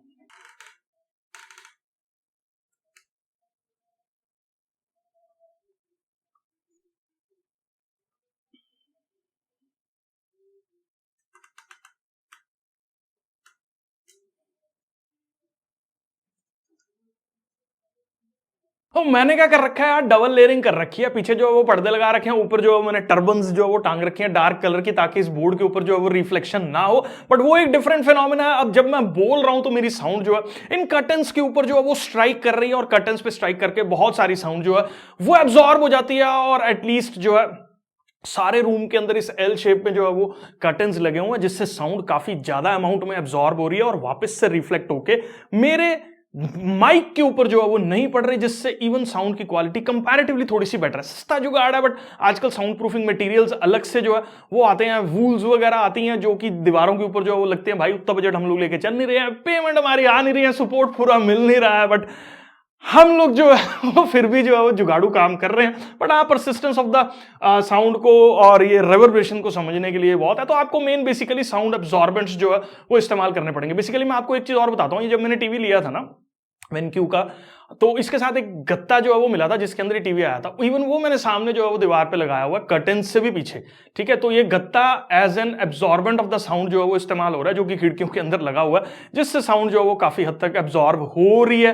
काफी जुगाड़ू काम कर रहे हैं हम लोग जो है वो इन चीजों को, रिवर्बरेशंस को जो है वो प्रिवेंट करने के लिए, क्योंकि कोई भी यूट्यूब अगर स्टूडियो के अंदर ये चीज जो है वो हो रही है तो एक बहुत बड़ी प्रॉब्लम जो है वो रहती है कि साउंड क्वालिटी या ऑडियो क्वालिटी बेटर और बेस्ट जो है वो हम लोग कैसे निकाल के ला सकते हैं। ठीक है, तो रिड्यूस करने के लिए क्या करना है आपको, रूफ को, ठीक है, वॉल्स को, ऑडिटोरियम को जो है वो जनरली कवर करना है साउंड एब्जॉर्बेंट्स के साथ। जैसे फ्लोर के ऊपर जो है वो मैंने एक कारपेट जो है वो बिछाया हुआ, जो बहुत सारा अमाउंट ऑफ साउंड को भी जो है वो एब्जॉर्ब कर लेता है। ठीक है, उसके बाद अगर मैं बात करूं तो इसके अंदर साउंड एब्जॉर्बेंट मटेरियल्स कौन से हैं, कोई भी कंप्रेस्ड फाइबर बोर्ड हो गया, कोई रफ प्लास्टर हो गया, या ड्रैपर्स जो है वो हो गए, कोई भी ऐसा साउंड एब्जॉर्बिंग मटेरियल जो आपको लगता है, इवन कर्टेन्स हो गए, थोड़े मोटे थिक कर्टेन्स हो गए, ठीक है, या जो है वो टर्बन्स होगी जो हमने टांग रखी है यहाँ पे, ठीक है, वो तो चलो रिफ्लेक्शन को प्रिवेंट करने के लिए टांग रखी है, या इवन सीटिंग मटेरियल जो होता है वो इस तरह से सेलेक्ट किया जाए कि साउंड जो है वो बहुत सारी हद तक जो है वो एब्जॉर्ब हो जाए। जैसे सोफे वगैरह की सीट्स होती हैं उसके अंदर कुशनिंग वगैरह जो है वो प्रेजेंट होती है,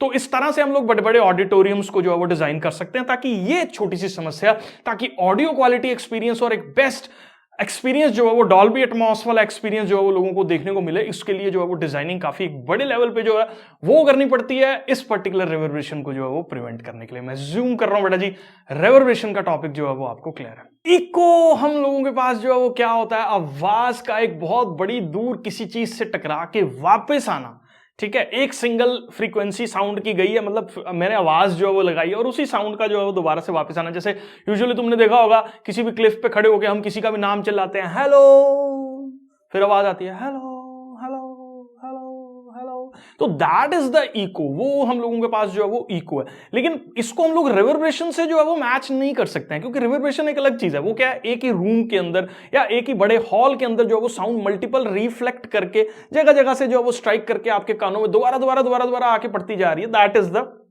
हम लोगों के पास जो है वो एक रिवर्बरेशन रहती है, वो एक अलग फिनोमेना है। लेकिन इको हम लोगों के पास क्या है कि साउंड प्रोड्यूस्ड जो है वो हर्ड हो रही है दोबारा से, रिफ्लेक्शन किसी ठोस जगह से टकरा के दोबारा आपके कानों में जो है वो पड़ रही है। अगर आप किसी भी टॉल बिल्डिंग पे क्लैप करो, शाउट करो, या किसी माउंटेन पे शाउट करो, तो आपकी साउंड जो है वो फिर से आपके दोबारा आके आपके कानों में पड़ती है। That is the eco of the sound. ये बड़ा इंपॉर्टेंट सवाल है जो पेपर पॉइंट ऑफ व्यू से काफी ज्यादा इंपॉर्टेंट है कि यार इको तो हम लोगों को प्रोड्यूस हो रही है, सुन रही है, लेकिन क्या सब दीवारों से टकरा के जो है वो इको सुनाई देगी, या कुछ सर्टेन डिस्टेंस होना चाहिए जिसके परे जो है वो बिल्डिंग प्रेजेंट हो, तभी जो है वो हम लोगों के पास आके इको जो है वो सुनाई दे। ठीक है, तो आप अपने दिमाग में ना इस चीज को अंडरस्टैंड करो, इसको हम इस चीज को डिस्टेंस को निकालने के लिए अपने को ईयर की फिजियोलॉजी को जो है वो अंडरस्टैंड करना पड़ेगा। ईयर किस बायोलॉजी से जो है वो डिजाइंड हो रखे हैं, या कैसे जो है वो साउंड्स को ईयर जो है वो हमारे सुन रहे हैं। तो दो साउंड्स को डिस्टिंग्विश करने के लिए मिनिमम उसके बीच में जो है वो 0.1 सेकंड का गैप होना जरूरी है। That is the processing time of the brain, कि ऑडिटरी नर्व से जो है वो ब्रेन तक सिग्नल जा रहा है, ब्रेन उस चीज को जो वो अंडरस्टैंड कर रहा है, उसके बीच में 0.1 सेकंड का गैप होना जरूरी है दो अलग अलग साउंड्स को डिस्टिंग्विश करने के बीच में। अगर ये गैप 0.1 सेकंड से ज्यादा है तो हमारा कान जो है वो उस चीज को समझेगा कि हाँ ये जो है वो अलग साउंड थी, या इससे पिछले वाली जो है वो अलग साउंड थी। लेकिन अगर गैप मेरा 0.1 सेकंड से कम है तो भाई हम लोग जो है वो साउंड जो है वो सुनाई नहीं देगी। जैसे फॉर एग्जांपल मैंने अभी बोला hello hey how are you, ठीक है, अब ये hello hey how are you आपके दिमाग में डिफरेंट डिफरेंट टाइम पे जो है वो एंटर कर रहा है, मतलब आपके कान के अंदर, और जिसकी वजह से आप मेरी साउंड जो है प्रॉपर्ली सुन पा रहे हो। अगर मैं बहुत तेजी से बोलना शुरू कर दूं, मतलब इतनी तेज से ऑब्वियसली मैं नहीं बोल सकता, मतलब अगर 0.1 सेकंड से ज्यादा डिफरेंस जो है वो नहीं जनरेट हो रहा है, जैसे मान लो एक मैंने साउंड प्रोड्यूस की जो है वो t is equal to 0 second पे, और दूसरी साउंड जो है वो किसी और सोर्स से t is equal to 0.05 seconds पे जो है वो प्रोड्यूस हुई है, आपका ब्रेन अगर इसको प्रोसेस कर रहा है तो इस वाली साउंड को प्रोसेस नहीं करेगा, मतलब ये कोई सर्टेन फ्रीक्वेंसी जो है वो आपको सुनाई नहीं देगी। ये चीज जो है वो आपको समझनी पड़ेगी कि 0.1 सेकंड से ज्यादा गैप जो है वो हम लोगों के पास ईयर के प्रोसेसिंग टाइम के अंदर लगता है, मतलब ईयर के अंदर इतना गैप होना जरूरी है तो अलग अलग साउंड्स फ्रीक्वेंसीज को जो है वो अंडरस्टैंड करने के लिए। ठीक है, अब जिसकी वजह से क्या होता है इस चीज को अंडरस्टैंड करो। देखो हमारे पास जो टाइम है हमारे पास वो कितना है, 0.1 सेकंड का गैप होना चाहिए। ठीक है, मतलब जैसे मान ले मैंने बोला, ठीक है, आवाज गई वापिस आई, ठीक है, उसमें 0.1 सेकंड का गैप होना जरूरी है मिनिमम। ठीक है, जैसे फॉर एग्जांपल ये मेरे पास क्या था, एक सोर्स था जो साउंड को प्रोड्यूस कर रहा था, इसने बोला आवाज गई और आवाज जो है वो हम लोगों के पास क्या हुआ, वापस आई। एक्स डिस्टेंस आवाज का जाने का, एक्स डिस्टेंस आवाज का आने का, टोटल डिस्टेंस आवाज ने जो है वो कितना ट्रैवल किया, 2x अपॉन टी, जो कि किसके बराबर है, वेलोसिटी ऑफ द साउंड के जो है वो बराबर है। अब सबको पता है जो वेलोसिटी ऑफ द साउंड है, मान लीजिए मैं एक नॉर्मल कंडीशंस अगर मैं अंडरस्टैंड करूं 20 डिग्री सेल्सियस पे या रूम टेम्परेचर पे, तो 344 मीटर पर सेकंड जो है वो साउंड की स्पीड है। यहां पुट कर दो सारी वैल्यूज, डिस्टेंस यहां से निकाल देते हैं, 0.1 सेकंड तो मिनिमम होना चाहिए, विच इज इक्वल टू 344। यहां से सॉल्व करोगे ना तो ये हो जाएगा 34.4 डिवाइडेड बाय 2, तो x की वैल्यू आ जाएगी मेरे पास 17.2 मीटर। मतलब अगर ये डिस्टेंस 17.2 मीटर से कम का डिस्टेंस जो है वो होगा तो आपको चांसेस है कि इको जो है वो सुनाई नहीं देगी। अगर आप स्ट्रेट एक ही सिंगल रिफ्लेक्शन जो है वो टेक प्लेस कर रही है, मतलब साउंड गई और टकराई और साउंड जो है वो वापस आ गई, तो मिनिमम 17.2 मीटर का डिस्टेंस जो है वो होना जरूरी है। कैसे कैलकुलेट किया मैंने? Total distance travelled is 2x और हम लोगों के पास टोटल टाइम टेकन मिनिमम जो है वो गैप कितना होना चाहिए? 0.1 सेकंड का गैप होना चाहिए। वेलोसिटी ऑफ द साउंड या स्पीड ऑफ द साउंड अगर हम लोग बात करें तो वो अपने को पता ही है, वो किसके बराबर है? हम लोगों के पास 344 मीटर पर सेकंड के बराबर है। वो यहां पे हमने पुट की और x की वैल्यू जो कि एक मिनिमम डिस्टेंस है हम लोगों के पास जो है वो 17.2 मीटर आ गया, और जिससे जो है वो हम लोग ये फाइंड आउट कर सकते हैं कि इकोज होने के लिए, मल्टीपल रिफ्लेक्शंस होने के लिए, कानों को अंडरस्टैंड करने के लिए 17.2 मीटर का डिस्टेंस जो है वो एटलीस्ट जरूरी है। मैं ज्यूम कर रहा हूं बेटा जी, ये कॉन्सेप्ट जो है वो आपको क्लियर है। सोनार जो है वो हम लोगों के पास क्या होता है? एक्चुअल में ये शॉर्ट फॉर्म इसकी जो है वो ये शॉर्ट फॉर्म है, मतलब ये एब्रीविएशन है सोनार। एस बोले तो हम लोगों के पास साउंड, SO साउंड हो गया, N से नेविगेशन, A एंड साथ में R जो है वो रेंजिंग। तो साउंड, नेविगेशन एंड रेंजिंग मतलब क्या है कि आवाज का इस्तेमाल करते हुए जो है वो हम लोग कैसे डिटेक्ट कर सकते हैं कि कोई चीज जो है वो यहां से कितनी दूर है। अभी इको का कॉन्सेप्ट हम लोगों ने जो है वो समझ चुके हैं, तो आवाज को हम लोग जो है वो स्पेशल तरह का जो है वो सिस्टम इस्तेमाल कर रहे हैं। जैसे ना ये देखो यहाँ पे एक डायग्राम एनसीईआरटी में जो है वो हम लोगों के पास गिवन है, लाल दुपट्टे वाला पेन जो है वो हम लोग ले लेते हैं। तो यहाँ पे ना एक शिप है और इसको देखना है कि भैया सी बेड जो है वो कितनी दूर है। अभी ना बहुत सारे मेरे, हालांकि ये जो सी बेड है कितनी दूर है, ये कंफ्यूजन जो है ना वो मेरा भी अभी दूर हुआ है कि यार सी बेड तो एक ही रहती है क्या? उसकी सी बेड की जो वो रहती है, मतलब जो डेप्थ रहती है, क्या हर जगह पे अलग अलग होती है? तो हर जगह सी बेड की डेप्थ जो है ना वो अलग अलग होती है। जैसे फॉर एग्जांपल मैं आपको बताऊं, मान लीजिए ये बीच पे हो आप, ठीक है, तो ये धीरे धीरे आगे बढ़ते रहोगे ना तो वो गहरा होता जाता है समुद्र जो है। तो वो बेसिकली ना कुछ इस तरह का कॉन्सेप्ट पे जो है वो चल रहा है, ठीक है। जैसे यहां तक पानी है, ठीक है, अगर आप यहां से देखोगे तो सी बेड इतना दूर है, यहां से देखोगे तो सी बेड इतना दूर है, यहां से देखोगे तो सी बेड इतना दूर है, यहां से देखोगे बिल्कुल गहराई पे पहुंच गए तो सी बेड, तो हर जगह ना विड्थ अलग अलग है, मतलब डेप्थ अलग अलग है सी बेड की। तो आपके नीचे कितना दूर तक जो है वो हम लोगों के पास बेड जो है वो प्रेजेंट है, वो आपको देखना पड़ता है। ऐसे नहीं है कि समुद्र की एक ही डेप्थ है, हर जगह पे अलग अलग है, क्योंकि जो जमीन है या नीचे रॉक्स वगैरह है वो कुछ इस तरह से जो है वो इंक्लाइंड है, ठीक है, मतलब नीचे जो है, और ऊपर ये पानी का लेवल जो है वो यहां तक ये जो है पानी का लेवल है, ठीक है। यहां पे मान लीजिए आपका शिप जो है वो तैर रहा है, तो कैसे पता लगेगा कि एक सर्टेन डेप्थ पे जो है वो कितनी, मतलब कितना गहरा है समुद्र उस पर्टिकुलर जगह पे, ठीक है। इसको अंडरस्टैंड करते हैं। अब यहां पे ना एक हम लोगों के पास एक साउंड प्रोड्यूसिंग सोर्स जो है वो प्रेजेंट होता है, जो कि साउंड को जो है वो प्रोड्यूस करता है, ठीक है। अभी जिसको हम लोग जो है वो क्या टर्म उसके लिए इस्तेमाल कर लेते हैं, ये ट्रांसमिट कर रहा है साउंड को, ठीक है, तो इसको हम लोग ट्रांसमीटर भी बोल देते हैं। अब ये ट्रांसमीटर क्या होता है? साउंड को प्रोड्यूस करता है। ये साउंड सी बेड से जो है वो जाके टकराती है और यहां से जो है वो वापस आती है। काफी अच्छी हाई फ्रीक्वेंसी साउंड जो है वो अल्ट्रासोनिक साउंड्स वगैरह ये रहती हैं, ठीक है, अभी मैं बताऊंगा इसको सारा। और ये ट्रांसमीटर था और ये साउंड जब आके वापस इस पर टकराती है तो इसके अंदर एक ऐसा मैकेनिज्म लगा है जिससे ये साउंड को जो है वो क्या कर लेता है, डिटेक्ट जो है वो कर लेता है, जिसको हम लोग डिटेक्टर जो है वो बोल देते हैं, ठीक है। अब क्या होता है, साउंड ट्रांसमिट हुई, वहां पे टाइम जो है वो नोट हो गया, जैसे ये लेकर दे ट्रांसमिट और ये वापस सुनाई दी। ये जो काम हुआ ये दोनों डिवाइसेस जो है वो कर रहे हैं, मतलब एक बार साउंड को ट्रांसमिट करना और दूसरी बार साउंड को जो है वो कैप्चर करना या गैदर करना, ठीक है। अब इसको अंडरस्टैंड करो, ये डिस्टेंसेस मान लीजिए इसके अंदर जो है वो x है, ठीक है। तो मेरे पास टोटल साउंड ने जो वो कितना डिस्टेंस ट्रैवल किया, x जाने का x आने का, तो टोटल डिस्टेंस हमारे पास 2x हो गया।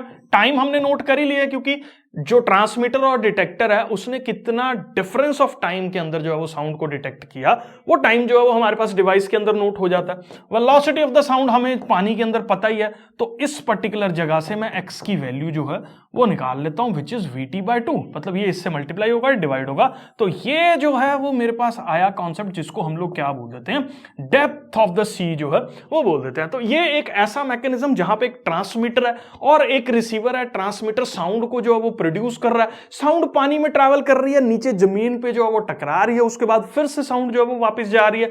ट्रांसमीटर जिस साउंड जहां पे टकराई थी उसके साथ एक रिसीवर हम लोगों ने लगा रखा है, रिसीवर ने साउंड को जो है वो रिसीव किया, कितना टाइम में जो है वो साउंड या कितने गैप के अंदर जो है वो साउंड पहुंची, उस गैप से टाइम कैलकुलेट हो रहा है। वेलोसिटी ऑफ द साउंड पानी के अंदर हम लोगों को ऑलरेडी पता है, जिससे हम लोग ये अनुमान लगा लेते हैं, एस्टिमेशन लगा लेते हैं कि भैया अप्रोक्सीमेटली इतनी डेप्थ जो है वो इस पर्टिकुलर जगह पे हमारे पास समुद्र की प्रेजेंट है। तो एक काफी इंपॉर्टेंट और इंटरेस्टिंग फिनोमेना जो है, जहां पे हम लोग साउंड का इस्तेमाल करते हुए जो है इस तरह के डिवाइसेस को रेंजिंग के लिए जो है वो इको रेंजिंग या इको लोकेशंस को डिटेक्ट करने के लिए जो है वो हम लोग इस्तेमाल करते हैं। ठीक है, तो यहां पे देखो 2x is equal to VT या 2d is equal to VT, यहां पे देखो यही आएगा, ये t जो है वो इधर मल्टीप्लाई होगा तो मेरे पास क्या आ जाएगा 2 times x is equal to v times t। वहां पे इसने t x की जगह जो है वो d इस्तेमाल करा, तो d कर लो, तो ये फॉर्मूला जो है वो हम लोगों के पास हो गया। मैं जूम कर रहा हूं बेटा जी, सोनार का कॉन्सेप्ट जो है वो आपको क्लियर है। Uses of multiple reflections of sound जो है वो देखने वाले हैं। काफी जगह साउंड जो है वो इस्तेमाल हो रही है इकोस के अंदर, डिस्टेंसेस को माउंटेन्स के फाइंड आउट करने के लिए तो इस्तेमाल कर ही थे, समुद्र की डेप्थ के अंदर सोनार में भी जो है वो हमने इसको यूज कर लिया। अब डेली लाइफ के अंदर, डे टू डे लाइफ के अंदर इस मल्टीपल रिफ्लेक्शन के जो है वो क्या फायदे हैं, कहां पे हम लोग इस साउंड को जो है वो इस्तेमाल कर रहे हैं, सब कुछ जो है वो अभी हम लोग जो है वो अंडरस्टैंड करेंगे। तो इसको देखो, मेगाफोन्स, लाउड हेलर्स, हॉर्न्स, म्यूजिक, ये जो जितने भी इंस्ट्रूमेंट्स हैं या ट्रम्पेट्स जो हैं, शहनाइज जो हैं, इनको इस तरीके से जो है वो डिजाइन किया जाता है कि ये सारी की सारी साउंड को जो है वो एक सर्टेन डायरेक्शन में जो है वो छोड़ दें। जैसे फॉर एग्जांपल ये देखो, ये मेगाफोन है मेरे पास, ठीक है। इस मेगाफोन का क्या कॉन्सेप्ट है, ये आदमी बोल रहा है तो ये सारी साउंड्स को या ये सारी साउंड्स को जो है वो एक ही डायरेक्शन में प्रोजेक्ट करने की कैपेबिलिटी जो है वो रखता है। इवन ये रिफ्लेक्शन अंदर इस तरीके से हो रही हैं कि सारी की सारी साउंड जो है वो इसके अंदर से सीधी निकले, ठीक है। तो ये मेगाफोन का कॉन्सेप्ट हो गया। इवन हॉर्न जो है वो उसके अंदर जो भी यहां पे हम लोग इसको ब्लो कर रहे हैं, साउंड प्रोड्यूसिंग मैकेनिज्म जो है वो लगा हुआ है, वो भी साउंड को एक सर्टेन डायरेक्शन में जो है वो प्रोड्यूस करने की कैपेबिलिटी रखता है। तो मल्टीपल रिफ्लेक्शंस होने के बाद भी साउंड जो है वो एक ही डायरेक्शन में जब ट्रैवल कर रही है, शहनाइज देख लो या ये जितने भी हमारे पास म्यूजिकल इंस्ट्रूमेंट्स देख लो, जिसमें ट्रम्पेट हो गया, पॉ पॉ पॉ पॉ पॉ पॉ पॉ पॉ, उस तरह वाला जो इंस्ट्रूमेंट हो गया, शहनाई होगी हम लोगों के पास जो बजाते हैं, ठीक है, या बीन बजा रहे हैं, जो कुछ भी हम लोग जो है वो बजा रहे हैं, वो एक ही डायरेक्शन में जो है वो बज रहा है और साउंड जो है वो प्रोड्यूस हमारे पास हो रही है, ठीक है। और in these instruments a tube followed by a conical opening जो है वो रहती है, कोनिकल इस तरह की ओपनिंग रहती है जिससे पीछे जो है वो एक ट्यूब रहती है, ठीक है। और साउंड जो है वो एक्सेसिवली जब इसके अंदर से प्रोड्यूस होती है तो वो ऑडियंस की तरफ ही जो है वो मूव करती है। तो एक सर्टेन डायरेक्शन में साउंड को प्रोड्यूस करने के लिए, मतलब इधर उधर जो फैल रही थी साउंड उसको भी रिफ्लेक्ट करा के एक सर्टेन डायरेक्शन में प्रोजेक्ट करना हम लोग जो है वो कर सकते हैं मल्टीपल रिफ्लेक्शंस का कॉन्सेप्ट इस्तेमाल करके। उसके बाद सेकंड देखो, स्टेथोस्कोप जो डॉक्टर्स इस्तेमाल करते हैं, वो एक काफी सेंसिटिव यहाँ पे जो है वो डिवाइस होता है, ठीक है, जो कि छोटी छोटी हार्ट की वाइब्रेशंस को जो है वो इसके अंदर जो है वो पास करता है और सारी की सारी वाइब्रेशंस एक मल्टीपल रिफ्लेक्शन के थ्रू जो है वो ट्रैवल करके यहाँ पे जो है वो डॉक्टर के कानों में आके पड़ती हैं। तो मेडिकल डिवाइस जो कि sound produced with in the body, mainly heart और लंग्स को जो है वो इस्तेमाल किया जाता है। स्टेथोस्कोप मल्टीपल रिफ्लेक्शंस पे जो है वो हमारे पास काम कर रहा है, ठीक है। तो ये हम लोगों के पास दूसरा मल्टीपल रिफ्लेक्शंस का फायदा हो गया। अब सीलिंग जो है वो यूजुअली इस तरह की कर्वी नेचर की जो है वो बनाई जाती है। मान लो सारे गधे बैठ के जो है वो यहाँ पे पिक्चर देख रहे हैं, तो यहाँ पे क्या हुआ, ये हमारे पास एक स्पीकर लगा हुआ है जो साउंड जो है वो प्रोड्यूस कर रहा है। अब इसको इस तरीके से डिजाइन जो है वो कर रखा है, कर्वी जो है वो सिस्टम दे रखा है ताकि जो भी साउंड है वो टारगेटेड ऑडियंस तक जो है वो हमारे पास रीच आउट करे, ताकि सब जगह पे जो भी ऑडियंस इवन बैठे हुए हैं हर जगह पे ऑडियंस को जो है एक काफी टेक्निकल काम रहता है इस चीज को डिजाइन करने का। ऐसे नहीं है हमने लेंटर डाल दिया और भैया हमने सिनेमा घर जो है वो तैयार कर लिया एक जगह पे, तो वहां पे जो है वो कामयाब जो है वो नहीं होगा, ठीक है। तो इस तरह की डिजाइनिंग वगैरह जो है वो करनी पड़ती है आज की डेट में, जो भी इवन पीवीआर्स वगैरह भी हैं तो वहां पे भी ये सब जो है वो देखने को मिलता है, ठीक है। तो इस तरह से इनको जो साउंड की सीलिंग्स वगैरह को कर्वी जो है वो बनाया गया ताकि सारे टारगेटेड ऑडियंस तक जो है वो पर्टिकुलर साउंड को पहुंचाया जा सके, ठीक है। तो ये एक इसका बहुत ज्यादा बढ़िया फायदा है जो कि multiple reflections of the sound का हम लोग यहाँ पे देख रहे हैं, ठीक है। इवन अगर आपको सर्टेन डायरेक्शन में साउंड जो है वो प्रोड्यूस करनी है तो हम लोग क्या करते हैं, साउंड बोर्ड जो है वो प्रोड्यूस करते हैं। ये मान लीजिए सोर्स है, सोर्स का मुंह जो है वो साउंड बोर्ड की तरफ जो है वो कर देंगे साउंड, और इसको इस तरह से प्लेस कर देंगे कि ये फोकस पे रहे। फोकस मतलब एक ऐसे पॉइंट पे रहे जहां से जब साउंड का सोर्स इससे टकराए और यहां से जो है वो पैरेलल वेव्स ऑफ साउंड जो है वो हम लोगों के पास देखने को मिले, ठीक है। जैसे इवन लाइट के केस में भी होता है, मान लीजिए ये मेरे पास कॉनकेव मिरर है, ठीक है, लाइट जो है वो वेव ऐसे आई ठीक है, और यहाँ पे जो है वो क्या कर रही है, एक सर्टेन पॉइंट पे टकरा रही है, ठीक है। ये कॉनकेव मिरर, ये इसको भी कॉनकेव रखा गया ताकि साउंड अगर यहां से प्रोड्यूस हो रही है तो क्योंकि जो साउंड के लॉज ऑफ रिफ्लेक्शन है वही हम लोगों के पास लाइट के भी लॉज ऑफ रिफ्लेक्शन है, सेम लॉज ऑफ रिफ्लेक्शन को जो है वो दोनों फॉलो करते हैं, ठीक है। अब यहां पे मैंने सोर्स को फोकस पे जो है वो रख दिया, तो सोर्स से लाइट जो है वो साउंड जो है वो प्रोड्यूस हुई, साउंड जो है वो इन सर्टेन रीजन्स पे टकराई और साउंड जो है वो वापस डायरेक्शन में जो है वो आ रही है। तो ये हम लोगों के पास भी एक पैरेलल साउंड्स को प्रोड्यूस करने का सिस्टम जो है वो हम लोग यहां पे देख सकते हैं, ठीक है।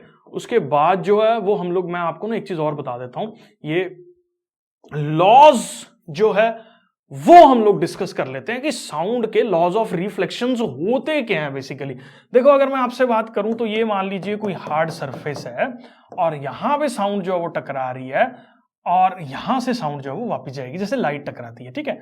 और ये हम लोगों के पास जो है वो बिल्कुल इस पॉइंट से पास करेगा, इसको हम लोग जो है वो क्या बोल देंगे, नॉर्मल जो है वो बोल देंगे। अब ये इंसिडेंट साउंड वेव है, ये हम लोगों के पास कौन सी साउंड वेव होगी, इंसिडेंट साउंड वेव होगी, और ये इस जगह से टकरा के आई, हम लोगों के पास एक रिफ्लेक्टेड साउंड वेव जो है वो होगी। इसको जो एंगल इंसिडेंट रे नॉर्मल के साथ बना रही है उसको एंगल ऑफ इंसिडेंस जो है वो हम लोग बोल देते हैं, और यही वेव जो रिफ्लेक्टेड रे के साथ एंगल बना रही है उसको हम लोग रिफ्लेक्टेड या एंगल ऑफ रिफ्लेक्शन जो है वो बोल देते हैं। और यहां पे अगर कायदे से देखा जाए तो वही same law, angle I is equal to angle R, even sound के केस में भी जो है वो हमारे पास देखने को मिलता है। मतलब angle of incidence is equal to the angle of reflection of the sound. Sound किसी भी ठोस ऑब्जेक्ट पे टकरा रही है तो वो वही सेम लॉज को फॉलो करेगी जिन लॉज के ऊपर जो है वो लाइट के कॉन्सेप्ट बेस्ड है, ठीक है। तो ये तो एक कॉन्सेप्ट हो गया। दूसरा एक चीज और याद रखो, इवन साउंड अगर मीडियम 1 से मीडियम 2 में ट्रैवल कर रही है तो ये एक बहुत इंपॉर्टेंट पॉइंट है जो आपको अंडरस्टैंड करना है। जैसे फॉर एग्जांपल देखो, मेरे पास जो है वो साउंड आई इस पर्टिकुलर जगह से और यहां पे जो है वो साउंड आके रिफ्लेक्ट करेगी, लॉज ऑफ रिफ्लेक्शन भी सेम वैलिड है इसमें। यहां पे क्या चीज होगी, फ्रीक्वेंसी जो इस मीडियम में थी साउंड की, मीडियम चेंज होने के बाद भी साउंड की वही फ्रीक्वेंसी जो है वो रहेगी। साउंड वेव के अंदर जब भी मीडियम चेंज हो रहा है तो फ्रीक्वेंसीज पे कोई भी डिफरेंस जो है वो नहीं आ रहा। Same is the case with the light, light के साथ भी जो है वो सेम केस है, लेकिन साउंड वेव में मीडियम चेंज होने पे फ्रीक्वेंसी चेंज नहीं होती। क्या चीज चेंज होती है, हाँ, वेलोसिटी फैक्टर जो है वो चेंज हो रहा है, वेवलेंथ जो है वो चेंज हो रही है, लेकिन फ्रीक्वेंसी हमारे पास कांस्टेंट रहती है। अब तुम्हारे दिमाग में आ रहा होगा ऐसा कैसे यार, फ्रीक्वेंसी चेंज क्यों नहीं हो रही है? तो फ्रीक्वेंसी की डेफिनेशन को अंडरस्टैंड करो आप। फ्रीक्वेंसी क्या था, कितनी नंबर ऑफ वेव्स जो है वो हम लोगों के पास कर रही हैं एक सर्टेन रीजन से 1 सेकंड में। मान लीजिए यहां पे जो है वो ये एयर थी और एयर से 10 साउंड वेव जो है वो निकल के वाटर के अंदर एंटर कर रही है, तो पानी में भी 10 ही आगे जाएंगी। पानी का सरफेस ये वाला कोई एब्जॉर्ब थोड़ी कर रहा है। 10 वेव आई, जैसे मान लो इसको आप ऐसे समझो, ये एक डोर है, ठीक है, ये वाला ये एक डोर है और यहां से 10 गधे जो है वो निकल के एक टाइम पे जा रहे हैं, तो ऑब्वियसली कमरे के अंदर और कमरे के बाहर जो फ्रीक्वेंसी होगी वो बिल्कुल सेम रहेगी, क्योंकि यहां से 10 गधे निकल रहे हैं और इस जगह 10 गधे एंटर कर रहे हैं। अब ये कमरे का दरवाजा तो किसी गधे को नहीं खा रहा। ऐसी साउंड वेव की फ्रीक्वेंसी मतलब अगर 10 साउंड वेव्स जो है वो आ रही हैं और 10 ही क्रॉस करेंगी, फ्रीक्वेंसी सेम रहेगी। फ्रीक्वेंसी मतलब कितनी नंबर ऑफ वेव्स 1 सेकंड में पास हो रही हैं, जितनी इस जगह से, मान लो इस जगह से 10 वेव निकल रही हैं, तो बट ऑब्वियसली यहां से 10 वेव निकली। अब ऑब्वियसली अगर मैं इधर आ जाऊं तो 10 ही यहां से निकलेंगी, भाई ये खा थोड़ी जाएगा कोई वेव्स को। तो सिंपल सी बात है, फ्रीक्वेंसी का जो फैक्टर है वो हम लोगों के पास जो है वो सेम रहता है। बाकी साउंड के जो लॉज हैं, साउंड भी बेंड करती है एक मीडियम से दूसरे मीडियम पे जब चेंज हो रही है। लॉज ऑफ रिफ्लेक्शंस भी हम लोगों के पास जो है वो सेम रहते हैं, लेकिन फ्रीक्वेंसी कांस्टेंट रहता है। ये एक सबसे इंपॉर्टेंट फिनोमेना है जो आपको अंडरस्टैंड करना है। अगर आप यहां पे देखो तो v is equal to mu times lambda है, तो म्यू की बात करूं तो वो हम लोगों के पास हो गया क्या, v बाय लैम्डा। अगर मैं मीडियम 1 के म्यू की बात करूं और मीडियम 2 के म्यू की बात करूं तो ये रिलेशन हम लोगों को देखने को मिलेगा। क्यों? क्योंकि फ्रीक्वेंसी दोनों मीडियम्स में सेम है। इसका मतलब v बाय लैम्डा दोनों मीडियम्स का सेम है। अगर किसी मीडियम का वेलोसिटी बढ़ गया तो उसका लैम्डा भी बढ़ना पड़ेगा ताकि ये दोनों रेशियोज जो है वो सेम रहें। अगर वेलोसिटी किसी मीडियम में एंटर करके कम हो गया तो उसका लैम्डा भी हमारे पास रिड्यूस हो जाएगा। ये चीज पे तो मैं फिर से गौर करके आपको बता रहा हूं। मान लीजिए ये हम लोगों के पास मीडियम 1 है और मान लीजिए ये हम लोगों के पास मीडियम 2 है। इसमें फ्रीक्वेंसी म्यू है, ये भी फ्रीक्वेंसी म्यू है, ठीक है। अब मान लीजिए इसमें स्पीड है 50, जो है वो मीटर पर सेकंड, ठीक है, और वेवलेंथ मैंने कोई ऐसे रैंडम नंबर मान लिया 50 मीटर, ठीक है, this is velocity and this is wavelength. अब यहां पे अगर साउंड जो है वो v1 लैम्डा 1 ये हो गया, और यहां पे साउंड जो है वो अगर हमारे पास 100 मीटर पर सेकंड पे मूव कर रही है तो लैम्डा कितना होगा ये अपने को जो है वो बताना है। मैंने आपको अभी बताया फ्रीक्वेंसी दोनों मीडियम्स में सेम रहेगी। अगर फ्रीक्वेंसी सेम रहेगी तो v बाय लैम्डा और v बाय लैम्डा सेम रहेगा। इसका मेरे को नहीं पता, मैंने इसको x ले लिया। इसका मतलब इन दोनों को डिवाइड करो v बाय लैम्डा करोगे तो 50 by 50 v by lambda, this is v by lambda, जो कि किसके बराबर है, म्यू के बराबर है। और इस मीडियम में भी v बाय लैम्डा सेम रहेगा, 100 बाय x, इसका पता नहीं है। तो यहां से ये कटा, यहां से x की वैल्यू जो है वो मेरे पास किसके बराबर आ जाएगी, 100 मीटर के बराबर जो है वो आ जाएगी। मतलब देखो वेलोसिटी बढ़ी तो लैम्डा भी बढ़ गया, क्योंकि फ्रीक्वेंसी को अपने को जो है वो सेम रखना है। तो इस तरह के काफी ज्यादा कॉन्सेप्चुअल क्वेश्चंस इवन एग्जाम्पलर्स में एनसीईआरटीज के अंदर भी जो है वो गिवन है। फंडे आपको जो है वो अच्छे से अंडरस्टैंड करने पड़ेगे साउंड कॉन्सेप्ट के। तो रिफ्लेक्शंस के जो भी लॉज हैं उसके लिए इतना बेसिक कॉन्सेप्ट अगर आप 9th लेवल पे समझ रहे हो तो that is more than sufficient. मैं जूम कर रहा हूं बेटा जी, ये पर्टिकुलर टॉपिक जो है वो आपको क्लियर है। रेंज ऑफ हियरिंग मतलब कितनी आवाज जो है वो हम लोग सुन सकते हैं, कौन सी फ्रीक्वेंसीज की साउंड जो है वो ह्यूमन ईयर सुनने के लिए कैपेबल है, वो चीज जो है वो हम लोग अंडरस्टैंड करेंगे। और बाकी सारे जानवर जो है वो क्या क्या हम लोगों के पास जो है वो कर रहे हैं वो भी हम लोग जो है वो आगे आने वाले वीडियोस के अंदर या इसी वीडियो में जो है वो देखने वाले हैं। Audible range of the human ear जो है वो याद रखो, फ्रीक्वेंसी अगर किसी साउंड की 20 हर्ट्ज से, तो नेचर ने हमें यही कैपेबिलिटी दे रखी है, 20,000 हर्ट्ज तक अगर कोई साउंड जो है वो हमारे कानों में पड़ रही है तो इसको हम लोग जो है वो क्या बोल देते हैं, ऑडिबल साउंड जो है वो बोल देते हैं। अब ऑडिबल साउंड मतलब जो साउंड हमारा ईयर जो है वो सुन सकता है उसको हम लोग जो है वो ऑडिबल साउंड बोल देते हैं। तो ये 20 हर्ट्ज से 20,000 हर्ट्ज तक की जो फ्रीक्वेंसीज की साउंड होती हैं that sound is a Audible sound. वो साउंड हम लोगों के पास ऑडिबल साउंड जो है वो होती है। अब एक चीज आप अंडरस्टैंड करो कि अगर इस कोई भी साउंड इसके इधर वाली रेंज में लाई कर रही है, मान लीजिए जैसे 19 हर्ट्ज जो है वो कोई साउंड हो रही है, या यहाँ पे 20,000 की जगह 21,000 हर्ट्ज की कोई साउंड आपके कानों में पड़ रही है, तो वो सर्टेन साउंड सुनने की कैपेबिलिटी हमारे ह्यूमन ईयर के अंदर जो है वो नहीं प्रेजेंट है। हमारा ह्यूमन ईयर सिर्फ और सिर्फ 20 हर्ट्ज से 20,000 हर्ट्ज तक की ही फ्रीक्वेंसीज की साउंड को जो है वो सुन सकता है। ठीक है, अब children under the age of 5 and some animals, ये बहुत इंपॉर्टेंट है भाई, 5 साल तक के बच्चे या कुछ जानवर और डॉग्स जो है वो 25 किलो हर्ट्ज तक की साउंड को भी प्रोड्यूस कर सकते हैं। 25 किलो हर्ट्ज मतलब 25,000 हर्ट्ज तक की साउंड को भी जो है वो सुन सकते हैं। और जैसे जैसे हमारी एज जो है वो बढ़ती रहती है, हमारे ईयर्स की सेंसिटिविटी कम होती रहती है, सुनने की पावर जो है वो क्षमता हमारी बॉडी की कम हो जाती है। लेकिन बच्चों में ये पावर ईयर की जो है वो काफी ज्यादा रहती है, 25,000 हर्ट्ज तक की भी फ्रीक्वेंसीज जो है वो सुन सकते हैं। तो नॉर्मल अगर हम लोग एक एडल्ट की बात करें तो वो 20 हर्ट्ज से 20,000 हर्ट्ज तक की ही साउंड को जो है वो सुन सकता है, जिसको हम लोग ऑडिबल साउंड्स बोलते हैं। और इसके बाहर लाई करने वाली सारी साउंड्स जैसे कि 15 हर्ट्ज होगी या 50,000 हर्ट्ज की साउंड जो है वो होगी, वो हमें जो है वो सुनाई नहीं देंगी, जिसको हम लोग जो है वो इनऑडिबल साउंड्स बोल देते हैं। मैं ज्यूम कर रहा हूं बेटा जी, ये जो है वो क्लियर है। इंफ्रासोनिक साउंड्स हम लोगों के पास क्या होती हैं, अभी हम लोग जो है वो डिस्कस कर रहे थे कि 20 हर्ट्ज से 20,000 हर्ट्ज तक की जो भी फ्रीक्वेंसीज होती हैं वो ऑडिबल रेंज के अंदर लाई करती हैं। अब 20 हर्ट्ज वाली लिमिट से इधर वाली जो भी साउंड्स 20 हर्ट्ज से कम फ्रीक्वेंसीज की जो है वो रहती हैं उसको हम लोग जो है वो इंफ्रासोनिक साउंड्स बोल देते हैं, विच आर बिलो 20 हर्ट्ज। और इंफ्रासोनिक साउंड्स या इंफ्रा साउंड्स भी देख लो, इंफ्रासोनिक साउंड भी बोल सकते हैं, इंफ्रा साउंड भी हम लोग जो है वो बोल सकते हैं। अब ये ना तुम लोग ऐसे समझो जैसे कोई मधुमक्खी जो है वो अपना विंग्स लेके उड़ रही है, तो उसके विंग्स का वाइब्रेशन अगर आपको सुनाई दे रहा है तो वो काफी कम फ्रीक्वेंसी का जो है वो रहता है। अगर आप इंफ्रासोनिक साउंड सुनने के लिए कैपेबल हो तो आपको even wing of the bee की भी जो इवन ये वाली वाइब्रेशन हो रही है वो भी जो है वो सुनाई देगी। राइनोसोर्स जो है वो यूजुअली इंफ्रा साउंड प्रोड्यूस करके जो है, जो कि 5 हर्ट्ज तक की रहती है, एक दूसरे के साथ जो है वो कम्युनिकेट करते हैं। वेल्स और एलिफेंट्स भी जो है वो इंफ्रासोनिक साउंड्स को प्रोड्यूस कर लेते हैं। तो ये कौन कौन से जानवर हमारे पास इंफ्रासोनिक साउंड्स को प्रोड्यूस कर लेते हैं ये आपको जो है वो अंडरस्टैंड करना है। इट इज ऑब्जर्व दैट बहुत सारे एनिमल्स जो है वो डिस्टर्ब हो जाते हैं इवन अर्थक्वेक्स से पहले, क्योंकि उसकी फ्रीक्वेंसीज काफी ज्यादा लो रहती हैं, अर्थक्वेक्स जो है वो लो फ्रीक्वेंसीज प्रोड्यूस करता है, इंफ्रासाउंड्स, जो कि मेन शॉकवेव की बिगनिंग जो है वो रहती है, और बहुत सारे एनिमल्स जो है वो अलर्टेड नेचर के अंदर। लेकिन ह्यूमंस में ये कैपेबिलिटी नहीं है, 20 हर्ट्ज से कम की साउंड की फ्रीक्वेंसीज हम लोग नहीं सुन सकते। हाँ, कौन कौन सुन सकता है, ये नाम आपको याद रखने पड़ेंगे। राइनोसोर्स जो है वो कम्युनिकेट कर रहे हैं, उसके बाद एलिफेंट्स जो है वो कर रहे हैं, इवन वेल्स जो है वो हम लोगों के पास इस लो फ्रीक्वेंसी को भी जो है वो सुन सकती हैं। मैं अज्यूम कर रहा हूं बेटा जी इंफ्रासाउंड्स जो है वो आपको क्लियर है। अल्ट्रासोनिक साउंड्स जो है वो हम लोगों के पास कौन सी होती हैं? ऐसी साउंड्स, जैसे हमने देखा था अभी कि ह्यूमन ईयर की जो कैपेबिलिटी है वो कितनी कैपेबिलिटी हम लोगों के पास है, 20 से 20,000 हर्ट्ज तक की फ्रीक्वेंसीज को जो है वो हम लोग सुन सकते हैं। अब ऑब्वियसली इधर वाली साउंड्स को हम लोग इंफ्रासाउंड्स बोल रहे थे या इंफ्रासोनिक साउंड्स बोल रहे थे, अब बट ऑब्वियसली 20,000 हर्ट्ज से ज्यादा की साउंड को जो है वो हम लोग क्या बोल देते हैं, इसके लिए टर्म यूज करते हैं अल्ट्रा साउंड।